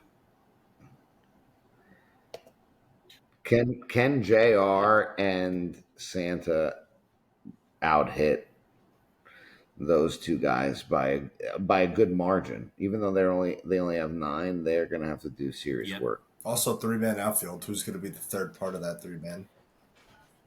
Joey Park's going to the outfield per my sources. What is he going to play? So JR, Santa, and Park. JR and right. Good. JR and right. Woloshin probably, at short. Niederman at second. Woloshin. Kurt Schmidt at third. It's Parks, the 3 Jasinskis it's and not that's a why they're bad missing. 9. Yeah. So it's only 9. Just It's solid only 9 9 in the outfield, or it's only 9 guys with 3 in the outfield. That hurts. What doesn't hurt is the short lineup. I think those 3 guys could play a 3-man at Union Hill. Yeah. Especially when you got so many guys on the other team trying to nuke. They're either going to hit the ball over the fence or it's going to be a really high fly ball that a 3-man outfield can handle. Oh, we're forgetting Jordan Krant. He's playing second over Niederman, if I had to guess. Yeah. Krant's a solid. Krant can handle second easily. Yeah. Can Frank Mel keep the other team in the ballpark is the question. I would love to know what Greg was thinking when he made this line. You expect? Yeah, that's what I'm saying. He knew these people were missing too. He was fair line though. It is. I'm struggling to pick it right now. You know what? No Seth is tough. I'll take stock minus 3.5. Because you don't have Mike Rosenstock is hurt, correct? Yeah, he's allegedly done for the rest of the season. Really? Are they going to get Joe Picarella? He hurt his back. Hurt his back again. Yeah, no Picarella this time. Yeah, no. Unfortunately for them. I mean, this lineup is it's Allegretti, Sags, the Carlins, Leonardi. Even Wally is good for where he is. Darren Harper, Eric's hip is hurt, but even Jeff Mendelson hit one out at friggin' East Francis a couple weeks ago. East Francis, yeah. This type. Cruz has to have been on fire recently too. Like last time we had stats up, he was like 130. And now he's at 262. He's probably like 12 for his last 10. I don't know if. So you got Santa, JR, Andy Pargament. Then you have Kurt Schmidt, Joey, Jake, Mel, Krant. Can they cover the load playing with a 3-man outfield versus that lineup is going to go? And that's with Ronnie Carlin pitching. I think 3.5 is enough. I think. Who's like the acting manager? Andy Park. That's my problem, Marty. Missing Seth's leadership here is too much for me. Is it Woloshin? Maybe.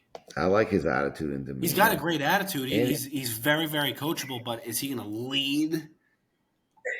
I love Andy Parkament, but it's his I don't give a fuck attitude is what I kind of love about him. So I don't know if, but he's instant respect. So, Yep. you know, JR can't do it. I'm surprised he even gets his shoes on the right feet. Maybe it's Ermel like pinching, Yeah. doing the book. Like I feel like that's kind of like an Ermel thing. He would be the one that he's the one that probably wants it the most out of this list. Right? Like you don't want Santa to do it. You don't want him to do anything other than he's got to bat 6 times in this game and he's got to get 5 hits. Like you just want him to do that one. Yeah. And he's got to play center field early. Yeah, you just want him locked in. Yeah, that's. I think if I'm Rosenstock, like this is a must womp game. Like win this, mercy them, and remind people that like fuck you. I'm 3-3 in my last 6. Yeah. Fuck you. Here's a 27 spot in 7 innings. That would be impressive, even with Frank Ermel on the mound. All right, next game we got you guys. Pings at Meyer. Pings minus 4.5. Union Hill left 10:30. 4.5 is a lot of runs for this Pingaro team to be giving up. I'm not sure. Ush, thoughts on this one? I want to take Pings with the 4.5 so bad because I've been burned by this Meyer team the last like 3 or 4 weeks, and I just can't. You're done with us. That's what you said. I am. How can you not be? It's 4.5. Like, there's no chance they win this game, but they might cover. Somehow, some way, they might cover. No chance. Wow. I can't do it anymore. I've been hurt too many times. Too many times. Oh man. It's like we've been promising we would take Ush to Disney World the entire season, and we haven't taken him. But now he's found out we've actually taken someone else to Disney World and not him. Hey, it's like what our girl Stevie Nicks says: "Been down 1 time, been down 2 times, never going back." Never go back again. Oh. All right, so you're taking Pingaro to win by 5. Okay. I don't know if those words can come out of my mouth. Just say them. Meyer plus 4.5 is the pick. Um, I don't know why. This game's filmed. Very excited to watch this game back and get super, super angry for 12 different reasons. You want to predict one of those reasons? Do you want to predict the most likely reason, or you want to just let it? Yes, your outfield's going to throw 3 balls away. God damn it. And then it'll be the second. Watch your team leave the bases loaded 3 times. An 11 spot in the first for Team Lombardi. All right, Team Meyer, let's respond. Single, line out to the pitcher, ground out to the pitcher, line out to the pitcher. Doc, Next. can I give you a piece of advice? Clip this part of the podcast, send it to your team group chat, and then send a picture of a bulletin board. That's it. I don't think it would work for our guys. Wow. I think this is an easy pick. I think Meyer plus 4.5 is easy. I'll take it. Do I publicly pick against my own team to fire them up right now? Well, now you can't do it because they know that's why you're doing it. It's disingenuous. I'll cut that part. I'll bleep it. Bleep. Perfect. You could cut this part. I think if you give us 4.5 runs against any team in this league, I would take my team. That's how I feel. I'm not cutting that. But give me Pingaro. I'm just kidding. Cut that. Cut that. Give me Meyer. Keeping that in too. All right, next game.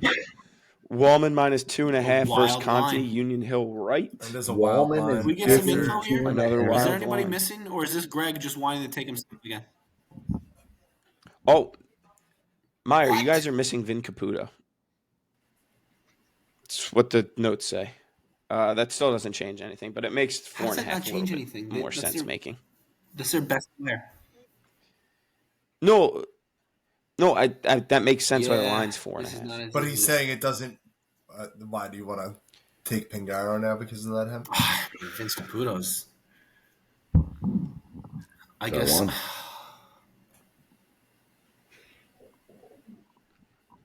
By the way, you said he's one of their best players. He's their Did I say only. one of their best players? I Shut thought I up. said their best player. I mean, he is their best player. One of the better players in the league. Yes. Well, We'll be all right.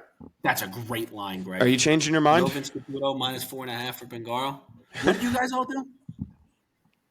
Joe Caputo. Dom took Meyer. I took Who did Meyer. you take? Took Pingaro. Fuck. You know what? I'll just stick with Meyer. I'm gonna fade myself. All right, good. Conti at Wallman. Wallman minus This is 2.5. great I don't line to understand take this himself. I'll line. take Conti. Yeah. This feels It's like not even a It trap. does. It's just I want to take myself. Let me give myself. So no Mark Z for sure. Billy Allen playing first Yeah. base, and no Steinberg.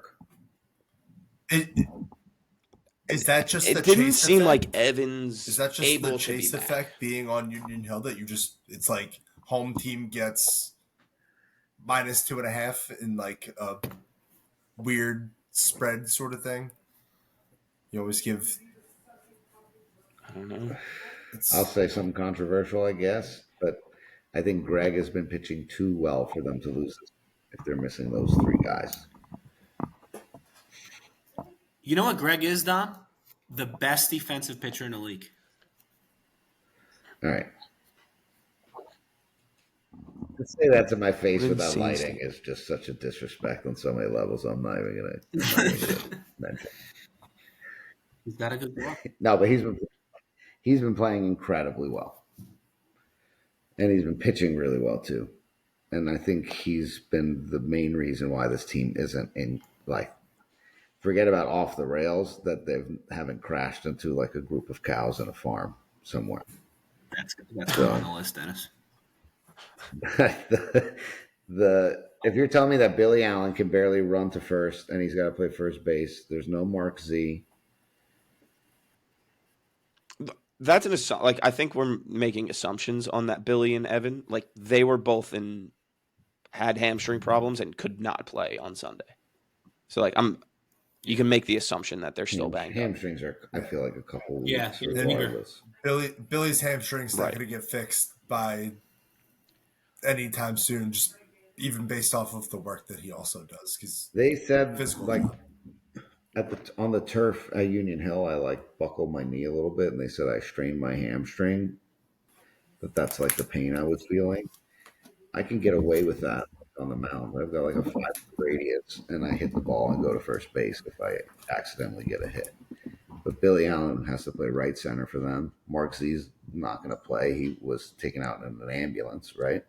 Yeah, dislocated Evan shoulders. Steinberg's Tough. like those are not guys that can play with those hamstring. Like Pablo can't play with a hamstring injury the same way I can play with it. Right. Right. Lower body injury. Come 2 on. to 5 weeks. Show some HIPAA respect. I'll take Conti getting the 2. And if Conti loses this game, this is not great for them. Must win. I think it's I disagree. I think Can't it's a lose. must win. It's a can't lose. I think it's a must win, Morty.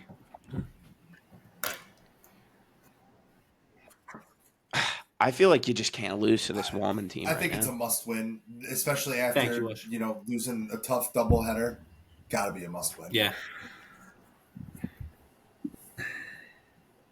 Everyone knows that. It's a must win. All right. Next game. Hemp, your game. Carroll -4.5 against Klashinsky at Union Hill, right? Tom Carroll is the home team. I believe. You can go first, bud. Oh, go for it. I believe because I know we didn't do the Wednesday. I forget we never do the Wednesday games, but I was gonna have a ton of really good things to say about this Klashinsky team because I do feel like they're all buying in. I think Taco's playing way better at third. I think Junior is top player in the league now that he's playing shortstop the way he is. But I also do believe that they're still missing their pitcher, still missing their right center fielder, and I think they're missing someone else too. So he was saying that Suskel has to play right field pretty much. Oh, they're missing A-Rod, or maybe that's just Wednesday night. So I know Wednesday night they're really hampered, and I still think that the Krauses are on vacations. I think they're in Europe. So maybe I'm wrong about that, but I think they're going to be missing too. I would imagine, is that why the line is 4.5? I'm hopeful. Maybe. Yeah. I mean, there's always big lines on this one. Yeah, but Klashinsky's been playing too well for this line to be 5 here, and they just beat Baiko with a pretty full squad. Maybe that's the thought that like they've been playing really well to cover that. This is the 1 week that they don't. They finally don't cover again.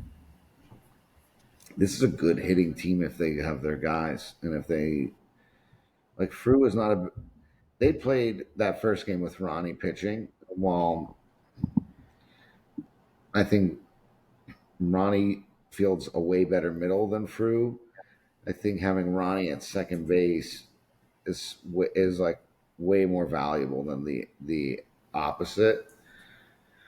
I just Martin, does it say who they're missing? No one reported in this one. You're telling me that this is a full squatted Klashinsky team on Union Hill right against Carroll? 5 runs? Crazy line. This is a crazy line. I'll take Klashinsky with the runs. I think Carroll wins this game. I like the way that they're playing, but I don't see them beating up on this team on this field. Oh, if Klashinsky's not missing anybody for this game, then easily taking them. Yeah, that's too many runs. You guys go. I want to go last. Taking yourself. Vegas knows. Vegas knows something. Okay. So Carroll -4.5. now I can go because that cancels out my I was gonna mush. Yeah, -4.5. I don't know what we're doing here. Is this because of our nice inning, Greg? You're gonna Joe, Vegas. Is this because of our nice inning, Greg? Dom, are you gonna be at this game?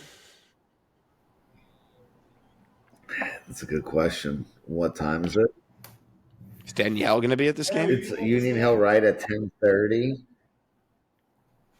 11:30. Is that what it is? Yeah, 11:30. So yeah, I'll be at this game Really? after we shock the world on Union Hill left at 10:30. I might go shock it up, baby. get Let's Danielle go. a spa day or something for like right around 11:30, 11:45 a.m. Send her over to Guided Glam. Yep. What a good guy. Dom, that's a great idea. Just mention Marlboro Softball and you get 10% off your first treatment. Really? Yeah, send your wives, your girlfriends, your mistresses, whatever you need. That's true. Send the Gumat over there. God, -4.5. We've been getting disrespected with these lines every week, and now he just throws this on us. This is insane. A ton of Klashinsky's respect. been- Just heaped a lot of You respect. see what happens when you hit a 5-game win streak? Klashinsky's on fire too. I mean, do you guys still have Tom Carroll? We do still have Tom Carroll. They do have. And yeah, Jeffrey We Goldrosen. do still have Jeffrey Goldrosen. And is your best. They don't have Jeff. They don't, though. They don't have Joey Picks. They don't have Joey Picks anymore. He's going to Team Rosen. He's going to replace There Mike. goes all of our energy. And you guys are getting taken off the turf That now is it's a big just warm problem. weather team, not warm weather. Well, here's the turf real team. question: That's a tough what is one. the temperature going to be on Sunday? It's gonna be a nice fair 82. Let's see. Hot. 85. Give me Team Carroll Oh. -4.5. Oh, By the way, quick. well, Klaczynski is -1. what happens when it hits the 90s for you guys, though? Is it only 80-degree weather, and then once you hit the 90s, it's like unpredictable, like you don't know? But Well, what's going on there? I'm gonna plead the fifth there because I'm still trying to figure out a spin zone for a very good point that was brought up about the playoffs not being played in 80-degree weather. So I'm just gonna stick with the, we're You're gonna going to learn figure to win in something the out cool. There okay? you go. Very Miami Dolphins-esque. Right. That's yeah. But we are still a turf team, so if we can find our way onto that turf, that'd be nice. All right, let's move on. Last game here. La Rocca at Lombardi. La Rocca -5.5. Lombardi got a Who win. cares about Give me this La game? Rocca. What's the line? -9.5? Is that the night game? That's easy. Yes, La Rocca -5.5. They might win by. I have to record this Yeah. game. That's not a big So enough line. easy. Greg, how are we only 1 point less? Joe. Can we Sure, like put it flex as this odds. game and have a better Sunday night game? I don't want to record this game. I would love for them to flex this. Give Dude, me we get a like chance to watch the best shortstop in the league under the lights on the turf. Give me a break. Cole plays at 8:30. he's playing at Over 10:30 swim. Yeah. No, or 8:30. Right. We'll throw a nice camera on him. Frank. Sanigate, you've got my vote for Gold Glove this year. That question. Oh, shut the fuck up, Handsome. And Flute is my teammate too. You're Unbelievable. bro. You're that. I can't believe that the words I'm hearing. You're I'm out out on the Flutie train, the Falco. dude. This is like watching Yankees. But I'm also This is like watching a Yankee fan D'Agostino's argue with another fucked. Yankee fan. I'm out. I'm out. Sanigate. wow. It's no more bite back. It's fucking whimper Yankee down. fan and a Cowboy fan. I'll tell you what, no one on Nick Martino's side is flip flopping like that. Just saying. You know what? Give me a Ponte for Gold Glove.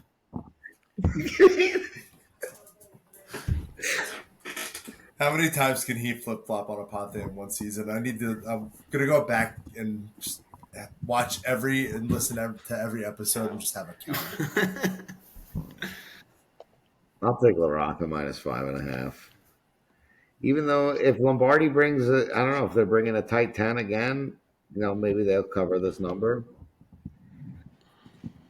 I think they used their win for Q2 already. That's unfortunate.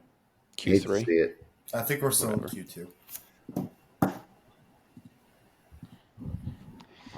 All right, that wraps up the slate. Anything else you want to talk about? Nice 2-hour, 50-minute episode that'll get trimmed down a couple minutes.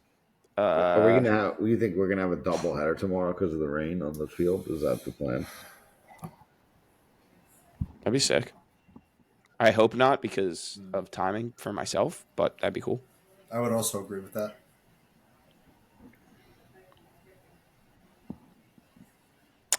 All right, does that wrap us up, Not a folks? short one this week. Only Anything 2:50, else? 2 hours 50 minutes. Nice and short. I don't know So how now we everyone covered get back to 250. work. We talked about just nothing, just teams. Dom, you all set? No I soliloquies. got a big game tomorrow night. I got to get a massage and get things ready to go. Big game. Enjoy. Nothing was better than Ocean, seeing good? Dom get that free consultation or that free massage on the sidelines. I thought about doing that, and I was just like, And me. nah, No. I can't do it. Can't get myself to do it in front of That everybody. right there was when you won the tournament. I'm like, It's so true. my knee popped, and the guy's like stretching me, and he goes, "So, would you classify yourself as like an active person or someone like once a week kind of guy?" And I was Yeah, like, you "All right, know bro, what? just take I gotta it easy, just kick my fucking leg, and let me get out of here, dude." That's why you got to go after me, because then Yeah, Frame maybe it'll reference. be less quiet. like, damn. I don't you know. just like Cardio hemp these days might not be worth it to go after you. Gotta go before you these days. Yeah, Hemp goes, gets stretched out. Dom gets onto the table, and the guy goes, "Did you just come from the same buffet as that guy?" Just eat it. Hey, that's a compliment in my book. Thank you.